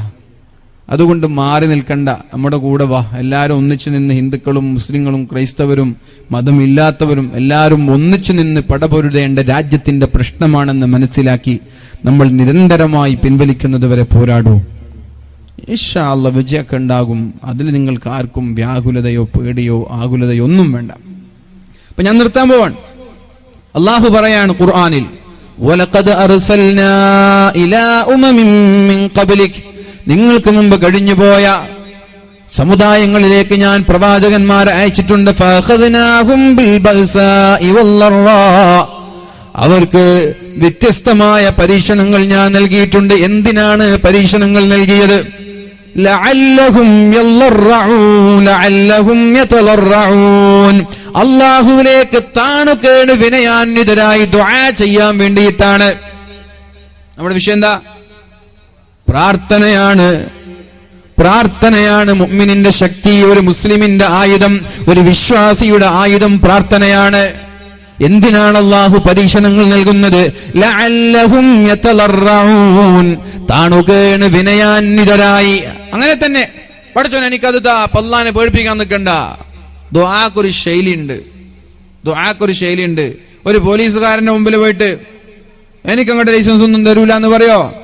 സാറേ ലൈസൻസ് ഇല്ല. അങ്ങനെയല്ല, ഒരു വിനയാന്യതനായിട്ടല്ലേ സംസാരിക്കുക. ഹെൽമെറ്റ് മറന്നുപോയതാണെന്നല്ലേ. നേരെ മറിച്ച് ഉമ്മ പറഞ്ഞാലോ എനിക്ക് ലൈസൻസ് ഹെൽമെറ്റ് എടുക്കാനൊന്നും കഴിയില്ല എന്നാ പറയാ ഉമ്മയോട്. പോലീസുകാരനാണെങ്കിൽ സോറി സാറേ ഞാൻ മറന്നുപോയതാണ് എന്നാ പറയാ. അതാണ് ഒരു വിനയത്തോടെ വിനയാന്വിതനായി സംസാരിക്കുക എന്ന് പറഞ്ഞാൽ. അതേപോലെ അള്ളാഹുവിനോട് താണുകേണ് വിനയാന്വിതനായി ദുആ ചെയ്യാനാണ്, പ്രാർത്ഥിക്കാനാണ് അള്ളാഹു തആല പരീക്ഷണങ്ങൾ നൽകുന്നത്. ഫലൗലാ ഇദ് ജാഅഹും ബഅസുനാ തളറഉ, എന്റെ പരീക്ഷണങ്ങൾ നിങ്ങളിലേക്ക് കടന്നു വന്നപ്പോ നിങ്ങൾക്ക് എന്റെ വിനയാന്വിതരായി താണുകേണ് എന്നിലേക്ക് പ്രാർത്ഥിച്ചു മടങ്ങാമായിരുന്നില്ലേ? തളറഉ, നിങ്ങൾ എന്നിലേക്ക് ഖേദിച്ച് മടങ്ങാമായിരുന്നില്ലേ? അല്ലാഹ് ചോദിക്കാൻ, പരീക്ഷണങ്ങളും പ്രയാസങ്ങളും വന്നപ്പോൾ നിങ്ങൾക്ക് എന്നിലേക്ക് താണുകേണ് വിനയാന്വിതരായി മടങ്ങാമായിരുന്നില്ലേ? കളിച്ച് നടക്കാൻ, ഡാൻസും കളിച്ച് നടക്കാൻ, നൃത്തം ചെയ്ത് കളിക്കാൻ പെൺകുട്ടികളൊക്കെ. എൻ്റെ ജില്ലയിലൊരു മ്യൂസിക് എക്സിബിഷൻ ഉണ്ടായിരുന്നു. ഈ വിഷയം തുടക്കത്തിൽ ആളിക്കത്തുന്ന സമയത്ത് എല്ലാവരും തലയുണ്ടാകുമോ എന്ന പേടിയോടുകൂടി പ്രതിഷേധ സമരത്തിനിറങ്ങിയപ്പോൾ മാപ്പിള പെണ്ണുങ്ങൾ പർദ്ദയിട്ടിട്ട് എക്സിബിഷൻ ഹാളുകളിൽ ഡാൻസ് കളിക്കാൻ വേണ്ടി പോയതാണ്. ഇവരൊക്കെ തൊലിക്കട്ടി കണ്ടാമൃഗത്തിന്റെ തൊലിക്കട്ടിയേക്കാളും വലുതാണ്. പുരുഷന്മാരൊക്കെ തലയുണ്ടാകുമോ എന്ന് പേടിച്ചിട്ട് പോലീസുകാരുടെ വെടിവെപ്പ് പോലും വകവെക്കാതെ ഈ പ്രതിഷേധ സമരത്തിൽ ഒരു അഗ്നിയായി പോരാടാൻ വേണ്ടി രംഗത്തിറങ്ങിയപ്പോ നമ്മുടെ നാട്ടിലുള്ള മാപ്പിളച്ചി പെണ്ണുങ്ങൾ പർദ്ദയിട്ടിട്ട് എക്സിബിഷൻ ഹാളുകളിൽ പോയിട്ട് നല്ല ഡാൻസ് കളിക്കുക, നൃത്തം ചെയ്യുക, പർദ്ദയിട്ട മുസ്ലിം പെൺകുട്ടികൾ. ഇവരെ കണ്ടാമൃഗം എന്നല്ലാതെ പിന്നെന്താ വിളിക്കുക? അതുകൊണ്ട് ഈ കണ്ടാമൃഗത്തിന്റെ തൊലിക്കെട്ടൊക്കെ ഇപ്പൊ ഉണ്ടാവും. കുറച്ച് കഴിഞ്ഞാൽ കണ്ടാമൃഗം പോയിട്ട് ഒരു പൂച്ചയുടെ തൊലിക്കെട്ടി പോലും ഉണ്ടാവില്ല. അതുകൊണ്ട് സൂക്ഷിച്ചോളൂ, ഉമ്മത്ത് സൂക്ഷിക്കേണ്ട സമയമാണ്. കളിയും ചിരിയും തമാശയും നൃത്തവും എല്ലാം കുറച്ച് ആർഭാടവും ധൂർത്തും തോന്നിവാസവും അനാചാരവും നിർത്തി അള്ളാഹുവിലേക്ക് മടങ്ങണം. ഒരു മേഖലയിൽ ലോകാവസാനത്തിന്റെ അടയാളങ്ങൾ വിളിച്ചു പറയുന്നുണ്ട്, മറ്റൊരു മേഖലയിൽ പൗരത്വം ചോദ്യം ചെയ്യപ്പെടുന്നുണ്ട്. നിരന്തരമായുള്ള ലോകാവസാനത്തിന്റെ അടയാളങ്ങളൊക്കെ പുലർന്നുകൊണ്ടിരിക്കുന്ന ഈ സാഹചര്യത്തിൽ നമ്മളൊക്കെ ചെയ്യേണ്ടത് അള്ളാഹുവിലേക്ക് മടങ്ങാൻ തയ്യാറാവുക എന്നുള്ളതാണ്. ലഅല്ലഹും യതദറഊൻ, അള്ളാഹുവിലേക്ക് താണുകേണ് വിനയാന്വിതരായി മടങ്ങിക്കൂടായിരുന്നു അവർക്ക്? ഫലൗലാ ഇദ് ജാഅഹും ബഅസുനാ തളറഉ, എന്തേ നിങ്ങൾക്ക് പരീക്ഷണം വന്നപ്പോ ഒന്ന് താണുകേണ് വിനയാന്വിതരായി മടങ്ങിയിരുന്നെങ്കിൽ? എന്തേ അങ്ങനെ മടങ്ങിയിരുന്നെങ്കിൽ? മടങ്ങിയിരുന്നുവെങ്കിൽ ഞാൻ നിങ്ങൾക്കതിന് പരിഹാരം കാണിച്ചു തരുമായിരുന്നില്ലേ? നിങ്ങളെ ഞാൻ രക്ഷപ്പെടുത്തുമായിരുന്നില്ലേ? ഇതിനു മുമ്പും ഞാൻ പല ആളുകളെയും രക്ഷപ്പെടുത്തിയിട്ടില്ലേ? പ്രവാചകന്മാരൊക്കെ താണുകേണ് എന്നിലേക്ക് മടങ്ങിയപ്പോഴല്ലേ അവരുടെ പ്രതിസന്ധി ഞാൻ മാറ്റിക്കൊടുത്തത്? അതേപോലെ നിങ്ങൾക്കും എന്തേ ഒന്ന് മടങ്ങിയാൽ. വലാകിൻ ഖസത്ത് ഖുലൂബുഹും, പക്ഷെ നിങ്ങളങ്ങനെ ചെയ്യൂല, നിങ്ങളങ്ങനെ മടങ്ങൂല, നിങ്ങളങ്ങനെ പ്രാർത്ഥിക്കൂല. ഖസത്ത് ഖുലൂബുഹും, നിങ്ങളുടെ ഹൃദയം കടുത്തുപോയിട്ടുണ്ട്. അല്ലാഹ് പറയാൻ, ഖസത്ത് ഖുലൂബുഹും തുഅറലുൽ ഫിതൻ അലൽ ഖുലൂബി ഖൽ ഹസീരി ഊദൻ ഊദാ, ഫിത്നകൾ ഒന്നിനു പിറകെ ഒന്നായി നിങ്ങളിലേക്ക് കടന്നു വരും. ഫമൻ അൻകറഹ, അതിനെ നിഷേധിക്കുന്നവരുണ്ട്. അതേപോലെ വമൻ ഉശ്രിബഹ, അതിനെ ആവാഹിച്ചെടുക്കുന്നവരുണ്ട്. ഫിത്നകൾ രസകരമാണ് എന്ന് തോന്നുന്നവരുണ്ട്. ഇവിടെയുള്ള ഫിത്നകളും ഇവിടെയുള്ള തോന്നിവാസങ്ങളൊക്കെ വളരെ രസത്തോടുകൂടി ആവേശത്തോടുകൂടി ഏറ്റെടുത്ത് എല്ലാ തോന്നിവാസങ്ങളിലും പങ്കെടുക്കുന്ന ആളുകൾക്ക് അവരുടെ ഹൃദയം കടുത്തുപോകുമെന്നാണ്. ഹൃദയം കടുത്തുപോയാൽ നന്മയും തിന്മയും തിരിച്ചറിയൂല. അപ്പോ അല്ലാഹ് പറയാണ്, വലാകിൻ ഖസത്ത് ഖുലൂബുഹും, നിങ്ങൾ മടങ്ങൂല. കാരണം ഖസത്ത് ഖുലൂബുഹും, നിങ്ങളുടെ ഹൃദയം കാഠിന്യമുള്ള ഹൃദയമായി പോയി. ഇത്രയൊക്കെ പ്രതിസന്ധി നേരിട്ടിട്ടും ഒന്ന് തഹജ്ജുദിന് എണീക്കാൻ നിങ്ങൾക്ക് പറ്റുന്നില്ലെങ്കിൽ നിങ്ങളുടെ തൊലിക്കെട്ടിയും കണ്ടാമൃഗത്തിന്റെ തൊലിക്കെട്ടി തന്നെയാണ്. ഇത്രയൊക്കെ ചോദ്യം ചെയ്യപ്പെടുന്ന വെല്ലുവിളികൾ നേരിടുന്ന സമയത്ത് ഒന്ന് വളരെ നേരത്തെ കിടന്നുറങ്ങുന്നതിന് പകരം ഫുട്ബോൾ ഗ്രൗണ്ടുകളിൽ പോയി ടർഫുകളിൽ പോയി സുബഹി വരെ പന്ത് തട്ടുന്നുണ്ടെങ്കിൽ അത് നിങ്ങളുടെയും തൊലിക്കെട്ടി കണ്ടാമൃഗത്തെക്കാളും വലിയ തൊലിക്കെട്ടി തന്നെയാണ്.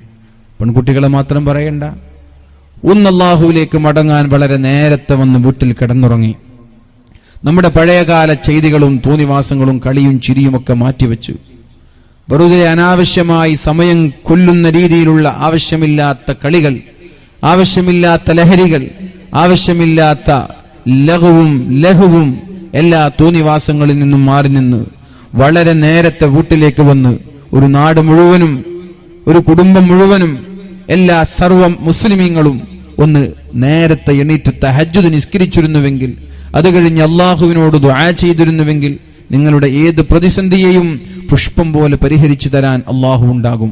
ഈ വഅദിന്റെ സദസ്സിൽ വെറും ഒരു മജ്ലിസുൻ നൂർ നടത്തി ദുആ ചെയ്തിട്ട് എന്താ കാര്യം? ഇതൊക്കെ ഓരോ ആളുകളെയും വ്യക്തികളെയും ബാധിക്കുന്ന പ്രശ്നം കൂടിയല്ലേ? നമ്മൾ പേഴ്സണലായിട്ട് കൂടി ദുആ ചെയ്യണ്ടേ? നമ്മൾ വ്യക്തിപരമായിട്ടും അള്ളാഹുവിനോട് ദുആ ചെയ്യണ്ടേ? ഒന്ന് ഹൃദയം തൊട്ട് മനസ്സറിഞ്ഞ് പ്രാർത്ഥിക്കാൻ സമയം കണ്ടെത്തുക. അള്ളാഹു പറയാണ്, വസയ്യന ലഹുമുശ് ശൈത്വാനു മാ കാനൂ യഅമലൂൻ. അവർ ചെയ്യുന്നതൊക്കെ അലങ്കാരമായി, ഭംഗിയായി, അതൊക്കെ ഒരു ഹീറോയിസമായി നമ്മുടെ ചെറുപ്പക്കാർക്ക് പിശാച് തോന്നിപ്പിച്ചു കൊടുക്കാൻ. രാത്രി ഉറങ്ങാതെ ബസ് സ്റ്റാൻഡിൽ ഇരിക്കുന്നത് അത് വലിയൊരു ഹീറോയിസമാണെന്ന് തോന്നാണ് നമ്മുടെ ചെറുപ്പക്കാർക്ക്. അത് ഭയങ്കര രസാണെന്ന് തോന്നാൻ. പർദ്ദയിട്ട് പൊതുനിരത്തുകളിൽ നൃത്തം ചെയ്യുന്നത് അത് ഭയങ്കര ക്രെഡിറ്റ് ആണെന്ന് നമ്മുടെ പെൺകുട്ടികൾക്ക് തോന്നാൻ. ആണും പെണ്ണും ഇടകലർന്ന് യാതൊരു സാമാന്യ മര്യാദയില്ലാതെ പരസ്പരം തോന്നിവാസങ്ങൾ ചെയ്യുന്നതൊക്കെ ഭംഗിയായി പിശാച് അവരെ തോന്നിപ്പിക്കും. അങ്ങനെ ഈ തോന്നിവാസങ്ങളും തെറ്റുകളും തമ്മാടിത്തരങ്ങളും നിരന്തരമായി അതിന്റെ അടിമകളാകുമ്പോൾ ഹൃദയം കടുത്തുപോകും. ഹൃദയം കടുത്തുപോയാൽ പിന്നെ ദുആ ചെയ്യണമെന്ന് തോന്നൂല, ദുആ ചെയ്യണമെന്നും പ്രാർത്ഥിക്കണമെന്നും തോന്നൂല. പ്രാർത്ഥിച്ചതുകൊണ്ടൊന്നും ഇതിൽ കാര്യമില്ല എന്ന ചിന്തയാണ് പിന്നെ സമുദായത്തിന് ഉണ്ടാവുക. ദുആ ചെയ്തിട്ടൊന്നും വലിയ കാര്യം ഉണ്ടാവൂല എന്ന ചിന്ത സമുദായത്തിലേക്ക് പിടികൂടും. മനസ്സിലായോ? അങ്ങനൊരു ചിന്ത നമ്മെ പിടികൂടിയിട്ടുണ്ട്. പ്രാർത്ഥന ഒന്നിനും പരിഹാരമല്ല, അള്ളാഹുവിനെ കൊണ്ടൊന്നും ഇത് മാറ്റാൻ കഴിയൂല എന്ന രീതിയിലുള്ള ചിന്തകളൊക്കെ നമ്മുടെ സമുദായത്തെ പിടികൂടിയിട്ടുണ്ട്. അത് പിടികൂടിയാൽ പിന്നെ സഹായിക്കാൻ ആരുണ്ടാവൂല. മൻ കാന മഅല്ലാഹി കാനല്ലാഹു മഅഹ്.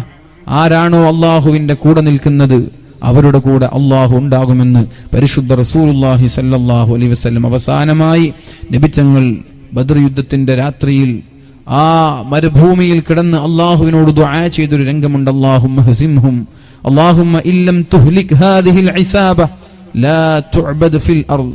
അല്ലാഹുവേ നീ അവരെ നശിപ്പിക്കണേ റബ്ബേ, അല്ലാഹുവേ നീ അവരെ നശിപ്പിക്കണേ അല്ലാഹ്, അല്ലാഹുവേ നീ അവരെ തകർക്കണേ റബ്ബേ, അല്ലാഹുവേ നീ അവരെ പരാജയപ്പെടുത്തണേ റബ്ബേ.